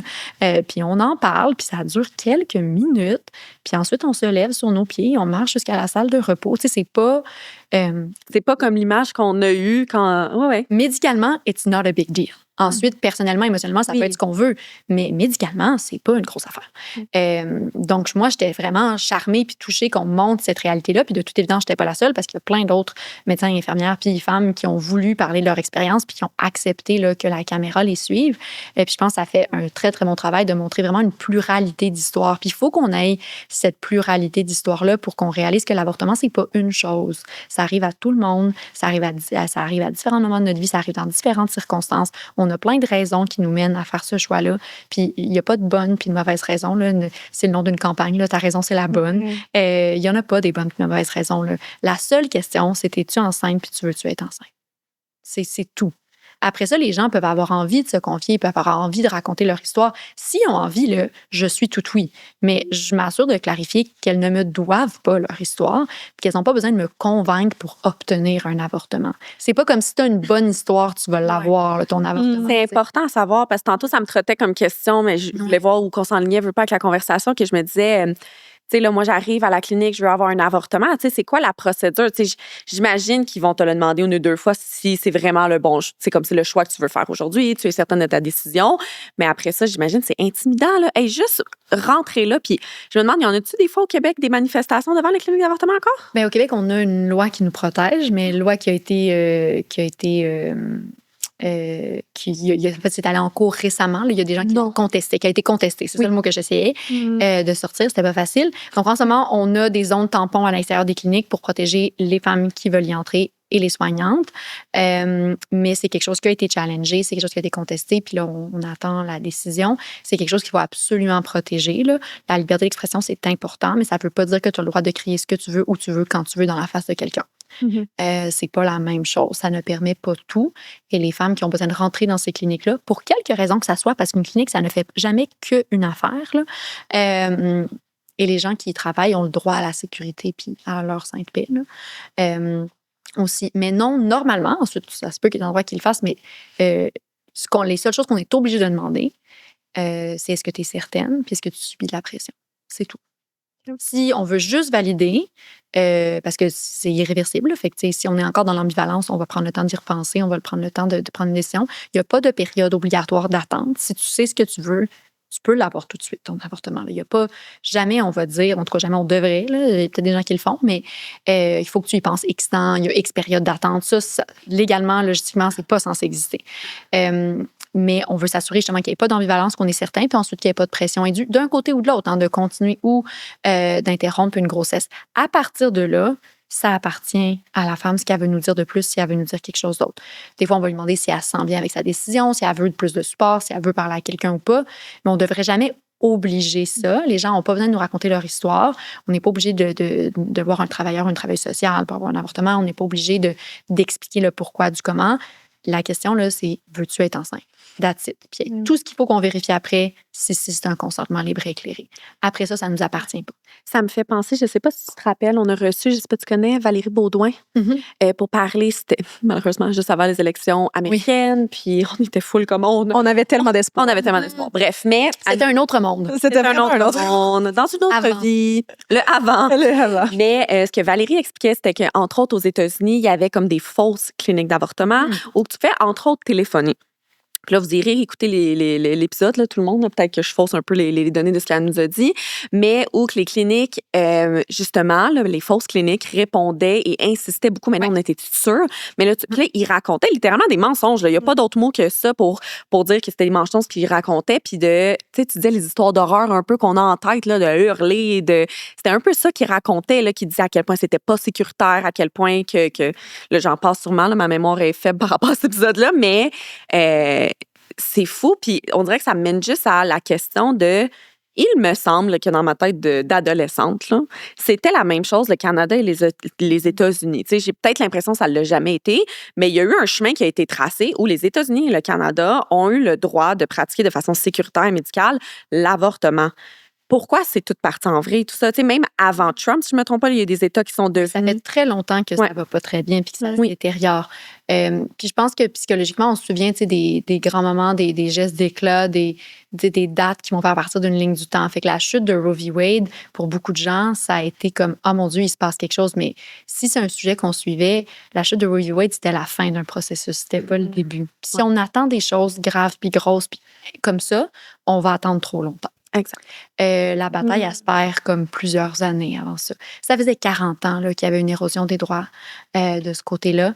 Ça faisait 40 ans qu'on perdait de l'accès graduellement. Puis les mouvements anti-choix, ils n'existent pas juste aux États-Unis, ils existent au Québec et au Canada aussi. Puis il faut être très vigilant. Puis il ne faut pas dormir sur la switch. Et justement, ce que tu racontes, ça s'appelle des centres anti-choix. Souvent, en anglais, on appelle ça des Crisis Pregnancy Centers. On essaie de ne pas utiliser le terme clinique parce que c'est pas des cliniques. Même si en théorie, une clinique pourrait être anti-choix, là, mais pas au Québec, en tout cas une clinique qui fait des IVG. Fait que ces centres de crise-là, effectivement, il y en a qui existent au Canada et au Québec. En Ontario, il y a 2 fois plus de centres de crise anti-choix que de gens qui font des avortements. De points de service, si on peut. En Ontario, ça? Oui, 2 pour 1. Et il y a des centres anti-choix au Québec. Il y en a au centre-ville. Il y en a proche des cliniques où on travaille. Puis effectivement, c'est les tactiques que tu racontes. Fait que souvent, on va tenter d'isoler la personne. Fait que souvent, on va voir qu'ils aiment ça quand les gens viennent sans rendez-vous, des walk-in. Ils vont te suggérer au téléphone de venir les voir. Ils vont essayer de t'isoler toute seule, si tu viens accompagner, de te voir seule dans une pièce. Puis des fois, quand on ne sait pas que ça existe, puis à quel point c'est un phénomène, puis à quel point c'est quelque chose de fréquent, ça prend du temps à réaliser qu'il se passe quelque chose de bizarre. T'sais. On trouve juste que les termes sont un peu curieux, on trouve que son approche est un peu bizarre. On a comme des petites sonnettes d'alarme, mais on n'est pas sûr de pouvoir mettre le doigt sur pourquoi ça se passe de même. Parce qu'il va y avoir un choix de termes qui va venir justement culpabiliser la personne. Puis on ne va pas dire « Ah, nous, on est anti-choix, puis on va essayer de te convaincre de ne pas avoir un avortement. » À la place, on va utiliser soit des mensonges, comme dire que X% des femmes regrettent leur avortement, ou des mensonges médicaux, là, que ça va leur donner le cancer, puis le syndrome post-avortement, puis ci, puis ça. Puis une fois qu'on connaît un peu le mouvement, on va spotter rapidement là, sur un site web ou en personne des termes problématiques. Mais si c'est pas un phénomène qu'on connaît, c'est très difficile. Fait qu'en fait, il y a un aspect caméra cachée là, dans Libre de choisir où est-ce que quelqu'un va dans un centre et se dit enceinte et se dit ambivalente et on voit ce qui ressort. Et malheureusement, c'est ce qu'on voit ailleurs au Canada, c'est ce qu'on voit ailleurs aux États-Unis. C'est des gens qui sont prêts à peu près tout pour essayer de convaincre cette personne-là de ne pas avoir recours à l'avortement. Il existe des ressources pro-choix, des ressources de counseling pro-choix qui vont vraiment t'accueillir où est-ce que tu es. Mais faire du vrai counseling, ça veut dire que tu ne vas jamais dire « moi, je ferais ça, moi, j'ai fait ça ». Tu renvoies toujours à la personne. Ben, tu sais, est-ce que tu veux parler de qu'est-ce qui te poussera à faire A versus B? Fait que c'est pas compliqué au Québec. Là, il y a 3 ressources en counseling d'options. Est-ce que je veux continuer ou interrompre ma grossesse? Qui sont pro-choix. Il y en a juste 3. Fait que c'est plus facile d'apprendre la liste des ressources pro-choix puis de présumer, jusqu'à preuve du contraire, que tout le reste est anti-choix. À quel point anti-choix? Je peux pas te le dire par cœur. Ça dépend. Il faudrait regarder à chaque endroit. Il y en a juste 3 qui sont des ressources pro-choix, fait que c'est pas compliqué. Il y a SOS Grossesse à Québec, il y a SOS Grossesse Estrie à Sherbrooke, puis il y a Grossesse Secours à Montréal. That's it. Fin de la liste. Liste exhaustive. On en a juste 3. Ça fait 4 mots à se souvenir, 3 sites. Pas compliqué. C'est vraiment pas difficile. Puis si quelqu'un autour de vous ou vous-même avez besoin de parler de vos options parce que c'est pas une grossesse qui était planifiée ou c'est une grossesse qui l'était, mais finalement on n'est plus sûr qu'elle est désirée ou quoi que ce soit comme combinaison, c'est les endroits où aller pour avoir du counseling. Quand on va dans une clinique d'avortement, c'est parce qu'on a choisi qu'on voulait un avortement. Je pose tout le temps la question à mes étudiants, puis quand j'ai des conférences, quelqu'un autour de vous est enceinte, n'est pas sûr de vouloir être enceinte, vous l'envoyez, vous dites « Ah, moi, je suis allée dans telle clinique, mon ami est allé là. » Puis je suis comme « Non, là, vous me parlez d'endroits, des points de service où vous obtenez le soin. Pour ça, il faut avoir décidé ce qu'on veut. C'est sûr qu'on va être fin, puis on va jaser au monde s'ils viennent nous voir, mais d'habitude, quand tu prends rendez-vous, c'est que tu as pris une décision. Si tu veux du counseling puis du support pro-choix, SOS Grossesse, Grossesse Secours, that's it, that's all. Dans les autres lieux, on n'est pas sûr du support qu'on va avoir. Il va peut-être être correct, mais il va peut-être pas être correct. Mm-hmm. J'avais aucune idée que ça existe au Québec. Je suis très contente qu'une portion du documentaire en parle parce que c'est vraiment un phénomène qui est soit pas connu, soit qui est effectivement associé à d'autres parties du Canada ou aux États-Unis. Puis effectivement, le phénomène a pris une ampleur dramatique là, aux États-Unis, mais c'est quelque chose qui existe ici aussi. Là. Souvent, on va voir qu'ils vont réutiliser des termes très proches des noms de cliniques. Ils vont se géolocaliser proche d'une clinique. Donc, la clinique 554 au Nouveau-Brunswick qu'on voit dans le documentaire, il y a un centre de crise juste à côté. qui mettent une pancarte, le walk-in welcome, justement, pour que les gens puissent rentrer par mégarde en pensant qu'ils s'en vont obtenir des soins. Mais ils vont pas te faire de référence, ils vont pas t'expliquer les choses de façon adéquate. Puis oui, parfois, ça va jusqu'à des mensonges médicaux, là, prétendre que l'avortement fait plein de choses qui n'existent pas. En fait, les centres de choix ont été et ce mouvement-là, jusqu'à créer quelque chose qui n'existe pas, le syndrome post-avortement. Là, it's not a thing. Ce n'est pas une entité médicale, ça n'existe pas. Pauvres de mes collègues qui doivent réfuter l'existence de cette chose chaque 3 ans dans des articles scientifiques. Là. Mais c'est vraiment ça ne veut pas dire qu'on ne peut pas vivre des expériences puis des émotions positives ou négatives après un avortement ou une grossesse ou un accouchement ou peu importe. Mais l'idée que ce syndrome-là existe, là, ça a été réfuté. Mais ils vont en parler comme si c'était une entité médicale. Ils vont faire peur aux gens en parlant de ce syndrome-là ou parfois dire des choses qui n'ont juste aucune base physiologique ou médicale, là, comme que l'avortement donne le cancer du sein, ce qui est absolument un mythe. Là. Ouais. Donc, c'est malheureux, mais c'est des gens. Il y a beaucoup de gens qui préfèrent pousser leur idée que de laisser la personne prendre sa décision. Puis moi, c'est ce que j'essaie de refléter à toutes les femmes qui vivent de l'ambivalence devant moi, c'est que j'ai la complète confiance en elles de faire le meilleur choix pour eux. Puis je peux être là puis leur tenir la main ou pas. Je peux les écouter ou pas selon ce qu'ils veulent. Mais je sais qu'elles sont capables de faire le meilleur choix pour eux, puis il y a juste eux qui peuvent le faire. Puis s'ils ont envie de parler à des gens, ils ont le droit. Mais parler à des gens autour de soi, c'est être prêt à recevoir soit du soutien, soit des choses qui ne sont pas du soutien. Oui. Et quand on choisit d'en parler, il faut être prête à ce qu'on n'ait pas toujours la réaction qu'on désire. Puis ultimement, on peut demander aux gens autour de nous en qui on croit, en qui on a besoin de soutien. On peut leur demander ce qu'ils en pensent, mais ultimement, il y a juste nous qui doit être bien avec notre décision. Là. Le géniteur n'a pas droit de regard, nos parents n'ont pas droit de regard. Il y a juste une personne qui décide, puis c'est la personne qui est enceinte.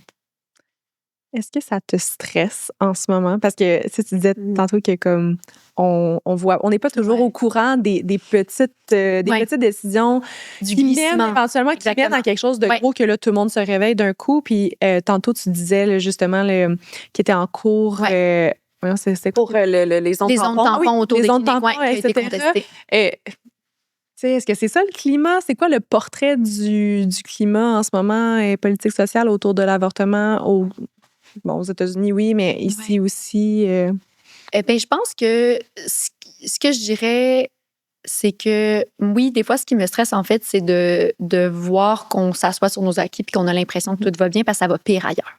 C'est très facile de dire on se compare, on se console. Aux États-Unis, ça va bien pire. C'est vrai, mais ça devrait pas être ça la barre. C'est pas ça comme le but. C'est parce qu'on fait ça moins pire qu'aux États-Unis que les choses vont bien. J'aimerais ça qu'on mette la barre un petit peu plus haute que ça.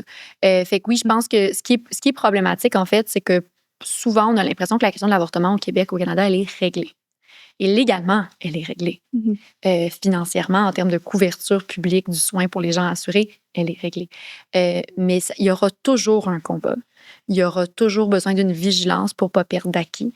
Et il devrait toujours y avoir un désir d'améliorer l'accès, d'améliorer les conditions. C'est pas juste est-ce que tu arrives à obtenir un avortement, mais est-ce que tu arrives à obtenir l'avortement que tu as besoin au moment où tu as besoin d'une façon qui fait du sens pour toi. T'sais, est-ce que les deux méthodes t'ont été proposées ou alors l'endroit plus proche de toi faisait juste l'un ou l'autre? Est-ce que tu as pu être accompagné de la façon qui te souvenait? Est-ce que tu as eu des services dans un délai raisonnable? Ou est-ce qu'il a fallu que tu attendes des semaines puis que tu changes de région? Donc, oui, ce que j'aimerais, en fait, c'est qu'on soit plus alerte au fait que cette vigilance-là, elle est absolument nécessaire, même dans les meilleures circonstances, et on n'est plus dans les meilleures circonstances. Je pense qu'on a cru que le progrès serait linéaire, progressif et se continuerait. Mais non, à partir du moment où tu arrêtes de pousser, le progrès stalle, puis ensuite, il recule. Puis il y a un contexte plus large où, à travers la planète puis à travers l'Amérique du Nord, il y a une montée de la droite, il y a une montée de l'antiféminisme, il y a une montée d'un masculinisme très toxique comme l'âme de fond de tout ça. Puis ça n'aura pas d'impact sur notre autonomie reproductive. C'est sûr qu'il va y en avoir un. Fait qu'il faut être particulièrement vigilant parce qu'on est dans cette période-là. Mais on devrait toujours l'être. Puis l'enjeu, c'est ça, c'est qu'au Québec, à cause qu'on a une juridiction qui, légalement, logistiquement, est assez pro-choix, les gens ont tendance à dire, ben c'est correct, check, c'est réglé cette affaire-là. Mais il faut rester vigilant parce que c'est pas parfait en ce moment, ça pourrait être beaucoup mieux. Puis ce que j'aimerais, c'est qu'on se fasse toujours à travailler vers faire mieux. Puis pas juste de dire, ben c'est pas terrible, fait que c'est pas grave. Ouais. On va arrêter ça là. Puis pour ça, effectivement, il faut qu'on soit alerte à tout ça. Donc, de savoir que ça existe, les mouvements anti-choix, de mieux les caractériser, de comprendre ces centres-là. C'est quoi leur tactique? C'est quoi le vocabulaire d'être alerte, de dire il parle de telle affaire, ça sonne un peu anti-choix comme message. Puis de toujours revenir à la question de l'autonomie. Parce que personne qui est pro-avortement, la question, c'est être pro-choix. C'est de dire, c'est ton corps, tu fais ce que tu veux avec. Tu as des relations sexuelles ou pas avec les gens que tu veux, qui seront du genre qui désirent. Si tu veux de la contraception, on va s'assurer que tu aies accès de façon gratuite et facile, ce qui n'est pas le cas en ce moment. Et s'il y a une grossesse, tu auras le choix de décider si c'est quelque chose que tu veux continuer ou pas. Puis des fois, quelque chose est planifié, puis finalement, nos circonstances de vie changent, puis on veut un avortement. Oui. Des fois, quelque chose n'est pas planifié, puis finalement, on se fait à l'idée, puis on veut continuer la grossesse. Puis tout ça, c'est correct. Mais si j'ai l'impression qu'on a beaucoup déstigmatisé l'avortement dans un contexte très spécifique. Tu sais, si tu peux pas, là, si tu as 16 ans, puis tu n'as pas fini l'école, puis tu n'as pas une scène, puis tu es pris dans des problèmes de violence conjugale, ben je comprends, tu vas avoir besoin d'un avortement. Mais on peut très bien avoir 16 ans puis vouloir continuer une grossesse. Puis on peut avoir une belle vie, puis notre vie va bien, puis ne pas vouloir continuer une grossesse. Puis si la prémisse, c'est il y a des gens qui ont des bonnes, puis d'autres qui ont des moins bonnes raisons, ben ça marche pas. La prémisse, c'est une prémisse d'autonomie. Oui. La seule personne qui sait ce qu'il y a avec son corps, c'est la personne dont c'est le corps. Merci, bonsoir. Oui. Puis ça, on a une très belle jurisprudence là-dessus. Puis si on s'assoit sur l'autonomie, bien là, les questions d'âge gestationnel, puis de les services du deuxième trimestre, puis les services de... tout ça devient secondaire parce que c'est juste, ben qui est enceinte? Toi? Veux-tu être enceinte? Oui, non. Ça Oui. finit là. Puis là, moi qui est un peu noobie, le côté politique, là, tu as dit qu'il n'y a pas de loi parce que, par exemple, aux États-Unis, Oui. quand Roe v. Wade a été renversé, là, veux-tu l'expliquer vite pour les gens qui nous écoutent, qui ne savent pas c'est quoi? Là? Oui, bien, la solution, la situation américaine est très différente au sens où l'avortement avait été... il y avait différents niveaux d'accès puis différents statuts légaux selon l'État. Puis, tu sais, ce que Roe v. Wade, qui est une décision fédérale, est venu faire, c'est mettre justement un espèce de minimum. En rendant ça une question fédérale que l'avortement ne pouvait pas être complètement illégal, ne pouvait pas être complètement criminalisé. Il y avait déjà plusieurs États qui avaient mis des restrictions énormes en termes de délai, en termes d'attente. C'était logistiquement impossible à toute fin pratique depuis des années dans certaines régions. Mais c'est venu enlever cette protection fédérale-là. Donc, la question est revenue aux États. Et donc, certains États ont continué d'assurer un aussi bon ou meilleur accès et d'autres ont complètement retirer cette possibilité-là et un peu tout entre les deux. On est dans une situation différente au Canada où l'avortement a simplement été décriminalisé. On l'a enlevé du code criminel. Il n'existe plus dans le code criminel, fait que c'est plus un crime parce qu'on n'a jamais mis de loi pour l'encadrer. Fait que c'est un acte médical comme un autre. Fait qu'on ne pourrait pas, on pourrait pas avoir la même situation au sens où il n'y a pas de loi canadienne en ce moment qui vient assurer là, que toutes les provinces ne criminalisent pas l'avortement de la même façon. Ensuite, il y a eu plein de tentatives de recriminaliser l'avortement qui ont eu lieu depuis la décriminalisation de l'avortement au Canada. Puis il y en aura d'autres. Il y en a eu plusieurs dizaines à travers les dizaines de dernières années. Mais depuis quand ça a été décriminalisé, sans te mettre sur Pop Quiz, là, Oui. mais environ? Fait qu'il y a eu plusieurs étapes, mais en gros, il y a eu plusieurs procès, surtout avec Henry Morgan Taylor, mais c'est pas le seul qui s'est battu pour ça. Là. Puis c'est autour de 88-89, on a eu la décision Morgan Taylor, l'arrêt Morgan Taylor, il y a eu plusieurs. Mais c'était jusqu'à un certain point toléré avant, au sens où il y avait déjà eu la directive de ne plus poursuivre les médecins au niveau du procureur général. Donc, ça faisait quand même un certain temps que c'était relativement toléré. Mais oui, on parle de la décriminalisation, là, 88, généralement. Puis il y a eu la loi Omnibus avec Trudeau père. Puis là, on a comme décriminalisé plein d'affaires. C'était quand même une ère de changements sociaux. Puis souvent, les lois sont à la remorque de la société. Donc, tu sais, la loi Omnibus est venue décriminaliser l'homosexualité puis l'avortement. Mais il y avait déjà des gens qui s'affichaient comme étant homosexuels, puis il y avait déjà des avortements. Fait que la loi va généralement venir là, en retard après la société. Puis ça, c'est quand même quelque chose qui est commun. Donc, tu sais, oui, on peut dire, l'avortement est décriminalisé, tu sais, puis ça fait bientôt 40 ans, puis le ciel n'est pas tombé sur la tête, là, fait que c'est correct de ne pas avoir de loi. Puis c'est une circonstance qu'on veut, mais ensuite, à quel point c'est accessible ou pas, c'est une autre histoire. Fait que, il y a des provinces, par exemple le Nouveau-Brunswick, qui jusqu'à récemment, là, il y a eu un changement de gouvernement, ça pourrait changer facilement, ne finançaient pas l'avortement à l'extérieur des hôpitaux. En ce moment, les cliniques au Québec qui offrent l'avortement reçoivent un financement pour offrir ce soin-là, puis elles ne pourraient probablement pas survivre sans. Et donc, il y a eu beaucoup de fermetures de cliniques, des cliniques qui n'ont pas réussi à continuer leur service parce qu'ils n'avaient pas le financement public nécessaire. Fait que ça, c'était une façon de restreindre l'avortement. Il n'était pas illégal au Nouveau-Brunswick, mais il y avait juste 2 hôpitaux qui le faisaient. Puis c'était peut-être à plusieurs centaines de kilomètres de chez toi, puis tu ne pouvais pas aller en clinique. Puis les gens, généralement, préfèrent aller dans le milieu communautaire. les gens se sentent plus à l'aise dans une clinique dédiée où est-ce qu'on a fait le choix de travailler là que dans un hôpital. Puis avoir un rendez-vous à l'hôpital. Il y a plein de gens pour qui c'est super stressant puis c'est pas ce qu'ils désirent. Je pense que les gens votent beaucoup avec leurs pieds. Là. Il y a quand même plusieurs circonstances. Ça veut pas dire que les services sont toujours mauvais dans les hôpitaux, loin de là, en avortement, mais la plupart des gens face à une situation où ils peuvent aller dans une clinique communautaire ou une clinique spécialisée en santé reproductive ou aller à l'hôpital, généralement, vont même parfois choisir d'attendre un petit peu plus longtemps pour aller en clinique. Fait que ça, c'est une autre façon, même si légalement, au Canada, ça va bien, ben, on peut avoir une province comme ça où est-ce qu'il y avait un sentiment anti-choix très fort au niveau gouvernemental qui va définancer l'avortement et là, l'accès va devenir, tu sais, vraiment, vraiment problématique, très mineur, juste une petite portion de la population qui avait accès. Les gens devaient voyager des grandes distances, ils doivent encore le faire dans plusieurs provinces et régions là, au Québec puis au Canada. Donc, la loi n'est pas tout. C'est est-ce que le service est adéquatement financé après ça? Puis est-ce qu'il y a d'autres restrictions? Justement, si tu n'as pas accès à de l'information qui a de l'allure à cause des centres anti-choix, si tu appelles à l'hôpital ou au 811 puis que tu tombes sur quelqu'un justement qui est mal informé ou qui est anti-choix, on peut ne pas bien te référencer. Si tu par mégarde, tu rentres dans un centre anti-choix pensant que c'est une clinique d'avortement, ça peut prendre un certain temps avant que tu réalises ce qui se passe. Si tu viens d'arriver au Québec dans les derniers mois ou années, puis tu n'es pas au courant de la situation légale, il y a des gens qui arrivent d'une juridiction où l'avortement est illégal ou inaccessible.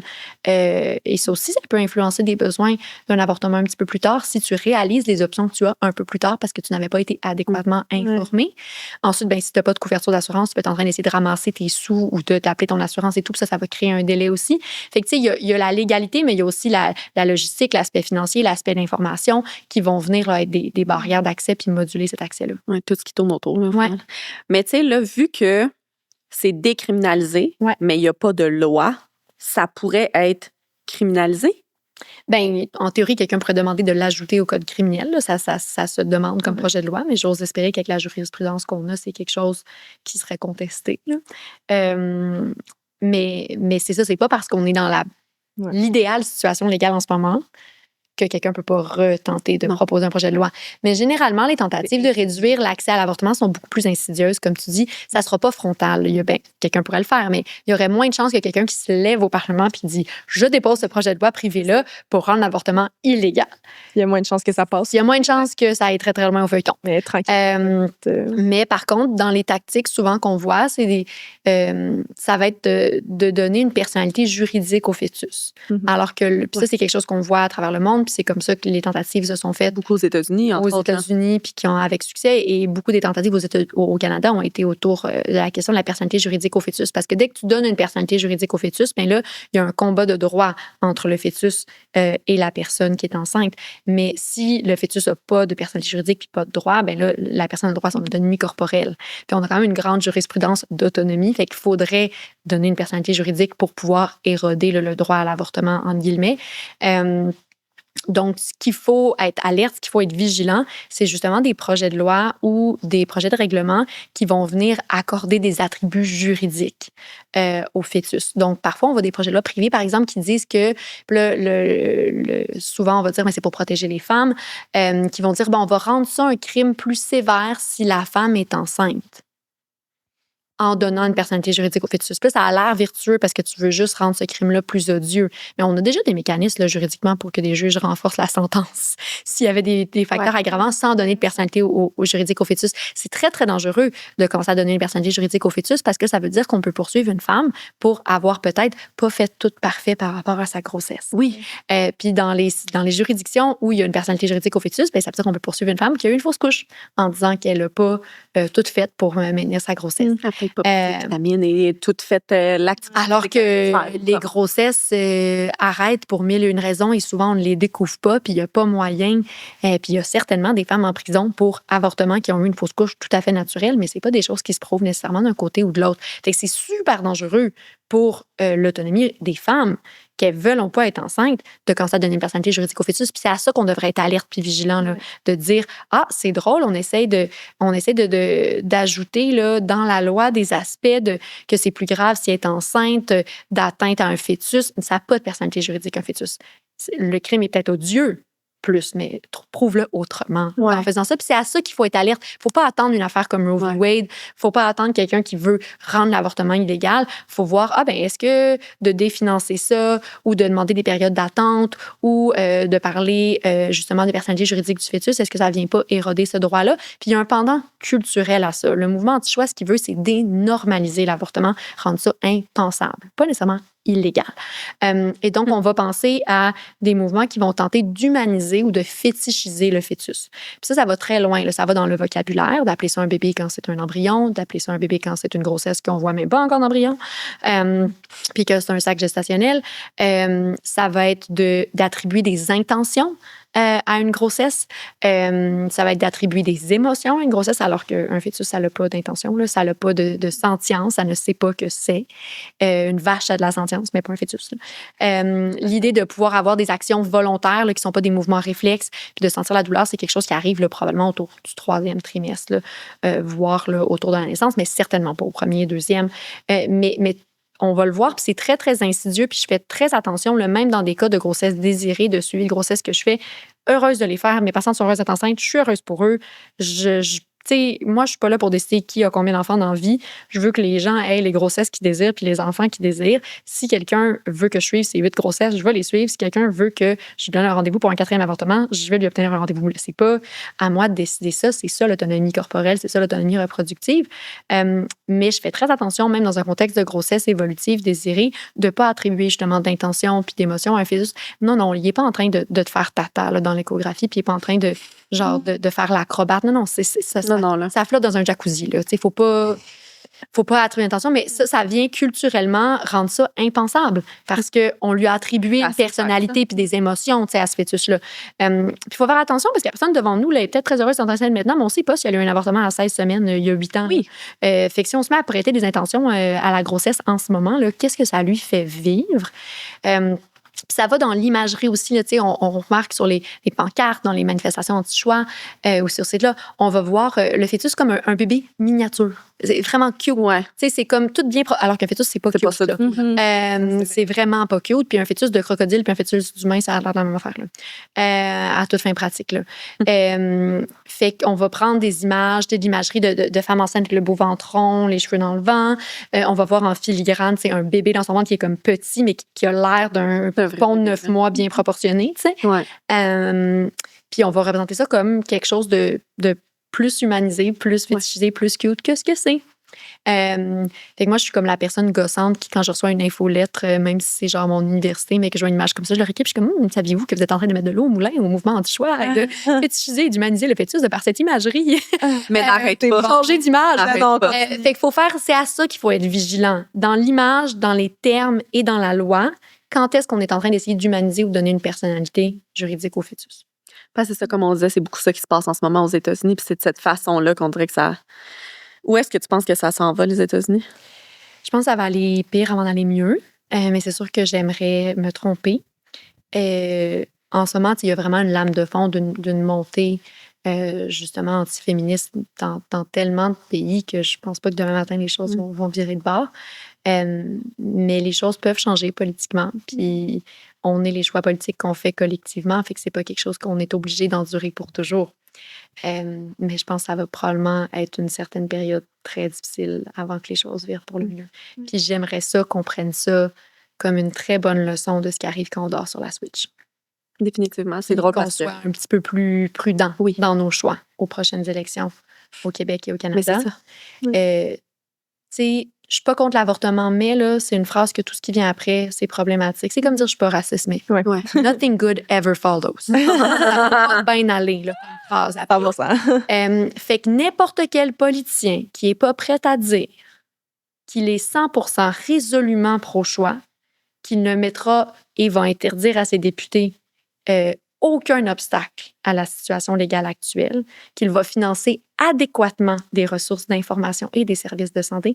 N'importe qui n'est pas capable de dire tout ça, qu'il croit à 150% à l'autonomie corporelle des personnes de tout genre, de disposer de leur propre corps et de mettre aucune barrière à ça. N'importe qui est pas capable de dire ça, là, on considère que c'est anti-choix jusqu'à preuve du contraire. Il faut faire comme les ressources pro-choix anti-choix. Si c'est pas SOS grossesse, grossesse secours ou SOS grossesse estrie, c'est probablement anti-choix. Si c'est pas un politicien qui dit tout ce que je viens de dire, ça regarde mal. C'est un continuum, mais c'est pas une bonne nouvelle. Fait que là, tu es en train de nous annoncer que tu vas peut-être être dans la course pour être première ministre du Canada. C'est ça que tu nous annonces, hein? Je sais être sûre. Non, mais il pourrait consulter, là, tu sais. S'ils veulent une belle plateforme pour l'avortement, moi, je donne des idées en point de forme à n'importe qui. C'est ça. Il pourrait écouter cet épisode. Il n'y aurait pas de problème. Mais je pense qu'il faut être très vigilant. Ouais. Est-ce que tu as espoir qu'on va peut-être pas tomber dans le même moule que les États-Unis? J'espère. Je sais pas. Tu sais, c'est très difficile de prédire l'avenir. Puis c'est difficile de voir qu'est-ce qui est une prédiction versus un espoir. Ouais. J'espère qu'on va pas tomber dans ça. Mais il y a beaucoup de signes qui sont inquiétants à cet égard. Parce que peu importe qui gagne les élections, il y a quand même. Tu sais, le mouvement anti-choix, il est très poreux là, à travers la frontière. C'est deux faces d'un même 25 cents. Puis c'est sûr que le mouvement anti-choix s'est senti emboldened, là, que s'est senti vraiment supporté par ce qui se passe aux États-Unis, puis là, a plus d'argent, plus de financement, plus. Il faut arrêter de leur donner de l'attention. Tu sais, arrêtez de couvrir leurs manifs, arrêtez de couvrir leurs communiqués de presse. Non, on ne dit pas pro-vie, on dit anti-choix.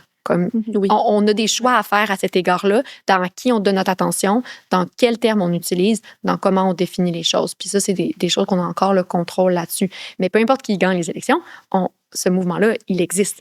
Et il faut mieux l'étudier, mieux le comprendre, puis mieux l'expliquer aux gens pour que, justement, ça prenne pas un cours pour déchiffrer là, le site web de la ressource anti-choix. Dans le documentaire, Le Libre de choisir, justement, il y a cette section-là où quelqu'un va dans un centre anti-choix et puis il y a un micro, une caméra cachée. Fait qu'on a une experte des mouvements anti-choix qui décortique au fur et à mesure. Elle entoure les mots. Elle prend une note, elle dit, là, tu vois ce qui s'est passé, c'est qu'elle a dit ça. Elle n'a pas dit, je suis contre l'avortement. Elle a dit, il y a des gens qui disent que pour dépersonnaliser. Elle analyse pour nous. Puis là, quand elle le fait, c'est d'une limpidité extraordinaire. Mais il faut qu'on sache ces choses-là, tout le monde, pour pas qu'on ait besoin d'avoir Véronique Pronovo sur l'épaule gauche en train d'analyser le discours à la caméra cachée pour comprendre qui anguille sous roche, voir la famille d'anguille au complet. Fait que ça, c'est des choses qu'on doit vraiment, vraiment, vraiment plus discuter. Puis la montée du masculinisme chez nos jeunes, puis l'antiféminisme, ça existe au Québec aussi. Là. Oui. Puis peu importe qui gagne les élections, c'est quelque chose auquel il faut s'attarder. Très réel. C'est comme un épisode, comment dire, qui met brin d'espoir, mais qu'en même temps, j'ai envie de pleurer, puis un peu des deux. C'est beaucoup de pertinence. On en parlerait longtemps. En ce moment-là. Le temps file. Et toi, tu as... on l'a pas dit au début de l'épisode, non? Tu es venu en plein milieu d'un cours que tu enseignais. Tu as laissé tes étudiants seuls avec l'autre professeur pour venir nous voir. On donnait une formation à deux. Ils sont en très bonne main. On a le consentement de cette personne-là. Je les ai pas abandonnés là, avec une canne de coke sur le comptoir. Moi, je préfère dire tes abandonnés pour nous. Parti en plein milieu d'une phrase. On termine toujours l'épisode avec une grosse et une petite question. Je laisse ma. Mais là, celle-là, c'est une grosse question, mais le temps file pour vrai parce qu'on a une invitée qui s'en vient. Oui. Quelques minutes. Mais, fait qu'on le fait rapid fire. Mais en même temps, j'ai l'impression qu'on l'a bien encore ouvert. Non, je sais. En même temps, je trouve que ça répond pas mal à ce qu'on a dit. Tu sais, c'est comme... Ben, en fait, moi, j'en aurais peut-être une bonne... Ben, c'est ça. OK. Comme question Floravie. Question Floravie étant une question plus ouverte, plus réflexive par rapport à l'émission. Quel serait, je vais dire un chiffre, là, mais vas-y comme tu veux, quels seraient les 4 conseils que tu donnerais à une personne de tout genre qui nous écoute pour nous aider à conserver ces droits-là? Tantôt, on parlait de... Qu'est-ce qu'on peut faire concrètement? C'est mon chum qui va écouter l'épisode parce qu'il va être obligé d'écouter cet épisode. Oui. Qu'est-ce qu'il peut faire pour avoir un impact réel? Oui. C'est une très bonne question. J'adore, bravo. Fait que je pense que le thème, là, qu'on fasse ça en 2 bullet points ou 4 ou 5, là, c'est la vigilance. C'est de considérer que des acquis en termes de droits, surtout quand on est une minorité, mais pour tout le monde, ce ne sont jamais vraiment des acquis. Fait que ça, je pense que c'est vraiment important. Ensuite, l'espoir, c'est que je voudrais justement qu'on soit dans une société où est-ce qu'on s'éduque sur pourquoi il y a une montée de certains courants antiféministes, de ces mouvements anti-choix-là, justement, pourquoi ils ont le vent dans les voiles, puis qu'est-ce qui se passe, puis qu'on ait une discussion un peu collective sur la question. Mais comme individu, ce qu'on peut faire, on peut être très vigilant dans pour qui on vote, puis leur poser les bonnes questions, puis ne pas accepter des réponses molles en leur donnant la présomption que c'est des réponses pro-choix. Tout ce qui résonne pas pro-choix, ça ne l'est pas. On peut pas être un petit peu pro-choix. C'est binaire, là, à un moment donné. Et d'un engagement ferme de nos politiciens à tous les niveaux politiques. de respecter l'autonomie reproductive. Ensuite, ce qu'on peut faire, c'est qu'effectivement, on peut s'impliquer dans des organisations qui font la défense du libre choix. Je pense justement à ces 3 organismes pro-choix-là qui devraient être mieux financés, qui devraient être mieux soutenus, qui ont besoin de bénévoles, qui ont besoin d'argent, qui font un travail phénoménal, fait SOS grossesse secours. Je pense à des organisations comme la FQPN, qui ont eux aussi beaucoup besoin là, de bénévoles, puis d'organisateurs, puis de financement pour mener des actions par rapport à justement l'autonomie puis la justice reproductive. Je pense à FQPN, la Fédération québécoise du planning des naissances. C'était eux, entre autres, que le documentaire aidait à financer. Donc, la FQPN a un fonds d'aide d'accès à l'avortement au Québec et donc on peut faire des dons dirigés vers le fonds d'aide. Fait que ça, c'est une façon concrète d'aider, c'est de faire des dons au fonds d'aide, que ce soit celui de la FQPN ou d'autres au Canada qui existent, mais au Québec, c'est celui-là qu'on a. Ou souvent, les cliniques ont leur propre fonds aussi. Fait qu'une clinique dans notre quartier, dans notre ville, est-ce qu'on peut les aider à financer leur fonds d'aide pour les gens qui n'ont pas les sous pour la contraception ou l'avortement qu'ils désirent? Est-ce qu'on peut demander de nos politiciens de la contraception gratuite? Oui. Il y avait une pétition. Il y a eu plus qu'une pétition à cet égard. Elles ont été monstrueusement populaires. Nous ne l'avons toujours pas, la contraception gratuite. Fait que c'est quelque chose sur lequel continuer de travailler. Fait que je pense que c'est ça. Dans le concret, il a donné son temps et ou son argent à des organisations pro-choix qui font un beau travail sur la justice reproductive. Et il y a être très, très vigilant dans les moves passivement et activement qu'on prend politiquement, individuellement et comme société. Puis être une bonne personne dans notre quotidien. S'il y a une femme sur 3 qui vit un avortement dans sa vie, là, il y en a une sur 3 autour de nous. Puis quand on dit des niaiseries, ils nous entendent. Puis j'aimerais ça qu'il y ait beaucoup de personnes, surtout beaucoup d'hommes, qui pensent à ça avant de dire un commentaire absolument inapproprié. Il y a des gens autour de vous que vous aimez, qui ont vécu ça, leurs raisons leur appartiennent. Et puis à chaque fois que vous dites ça, ils vous entendent. Puis elles en prennent note. Puis les femmes qui n'ont pas eu d'avortement aussi en prennent note. Et il faut s'inquiéter de ça. Les hommes bénéficient des droits reproductifs. Les hommes bénéficient de l'avortement. Et moi, j'étais désolée de voir, après la chute de Roe v. Wade, comment les hommes hétérosexuels autour de moi n'ont pas cligné les yeux. Ouais. Ils ne voyaient pas ce que ça leur faisait, très souvent. Les 2-3 gars autour de moi qui m'ont écrit pour me dire « Hey, ça doit vraiment être un moment difficile de voir qu'il y a des gens qui font ton travail, que maintenant, leur sécurité est encore plus en danger parce que souvent, elle était déjà que ce qu'ils font est plus maintenant légal, que des patientes que tu vois à quelques centaines de kilomètres n'auraient pas accès aux mêmes soins. Tu dois être dévasté. » Mais je les compte sur les doigts d'une main, les hommes qui ont pensé à ça, alors que les femmes m'écrivaient, tu sais. Et qu'on s'entre-écrivait. Donc, je pense qu'il faut arrêter de framer ça comme une question de est-ce que la femme elle a eu son droit d'avoir un avortement ou pas, mais comme société, tous les genres et tout le monde bénéficie du fait qu'on ait cette autonomie puis cet accès-là. Les hommes hétérosexuels en bénéficient beaucoup. Que les femmes avec qui elles ont des relations ont accès à de la contraception et ou des avortements selon leurs besoins et leurs désirs. Là. Ils en bénéficient beaucoup, puis ils devraient être pas mal plus investis qu'actuellement dans la défense de ça. Donc oui, tu sais, envoyons nos chums, puis nos conjoints, puis nos frères, puis nos pères, puis nos amis regarder ce podcast, mais envoyez-les voir Libre de choisir. Amenez vos ados, là. Amenez surtout vos ados gars voir ce film-là, qui va être à la télé, qui va être en salle, qui va être dans une ville proche de chez vous.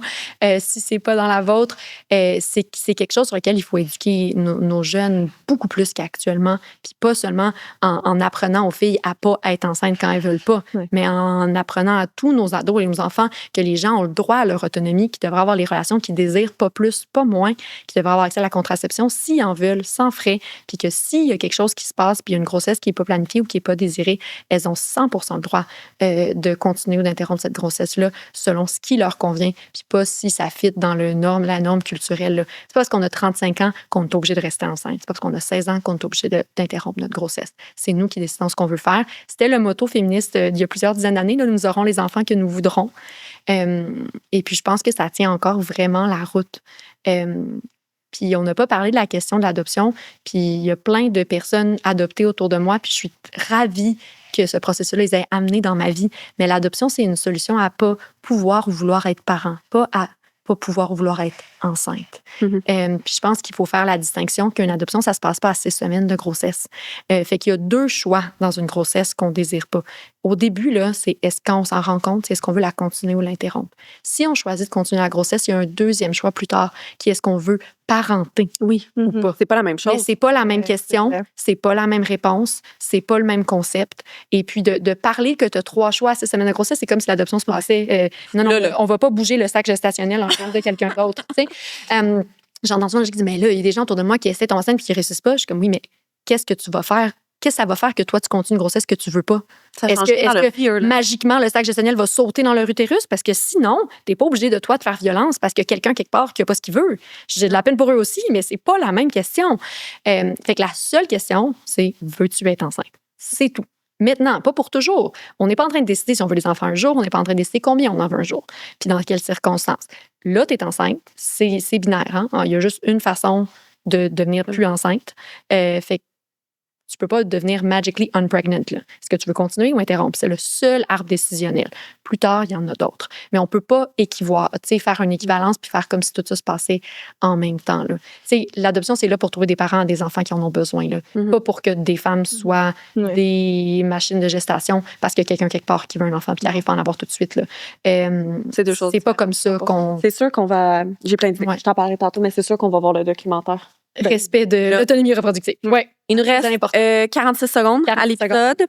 Si tu avais à nous recommander une femme inspirante que tu connais ou que tu connais pas, en lien avec la santé ou pas du tout en lien avec la santé, qui est-ce que ce serait? Moi, je pense que vous devriez inviter mon amie et collègue Elisabeth Vallet, qui est géopoliticienne, qui est spécialiste des États-Unis et des murs frontaliers, fait qu'elle travaille très fort ces temps-ci. Mais j'aimerais aussi beaucoup que vous parliez aux réalisatrices de Libre de choisir. Mais c'est sûr Fait qu'on que les là, je suis un peu sneaky. J'essaie de mettre plusieurs recommandations. T'as le droit. Je pense que... Envoyez une liste, hein. Il n'y a pas de Oui, c'est problème. ça. On va recevoir un courriel Je vais vous envoyer un courriel Ouais, tu peux. avec des sections, des thématiques, 3 personnes par thématique. Ça s'en vient, là. Absolument. Ça s'en vient. Mais je pense que ça serait à court terme. Moi, j'inviterais Elisabeth, qui est une extraordinaire communicatrice, puis certainement les 2 réalisatrices, Julie et Élise, là, qui ont fait Libre de choisir. Merci. Puis j'irai voir le film. On va. Mais c'est Je sûr dis qu'on pas va ça voir. parce que je suis dedans, là. C'est vraiment un film extraordinaire. Ils ont fait un travail extraordinaire. Puis je pense que ça va venir défaire beaucoup de mythes. Il faut. Parfait. Et merci tellement d'avoir pris Merci ton temps. à toi. Ton taxi, d'avoir mangé dans le taxi pour venir. Oui. Puis si vous avez aimé l'épisode d'aujourd'hui, vous pouvez l'aimer, le commenter, le partager. C'est un épisode important. Fait que, Partage, on partagez-le. s'attend à des partages. Partagez. Effectivement. Puis si vous aimez le balado, vous pouvez laisser 5 étoiles sur Spotify et Apple Podcasts. Nous suivre à Elle, le balado sur toutes nos plateformes et revenir mercredi prochain pour un autre épisode. Merci beaucoup. Merci pour le travail que vous faites. Ah, merci. Pour le droit à l'avortement, je ferais bien plus que manger mon lunch dans un taxi vraiment vite. J'adore. Parfait. On peut faire plus si vous voulez. Let's do more. Ça va être une des conférencières à notre conférence. On t'envoie un courriel dans les prochains mois, Geneviève. Écoute, on est là. Merci beaucoup. Merci tellement. Bye. Bye.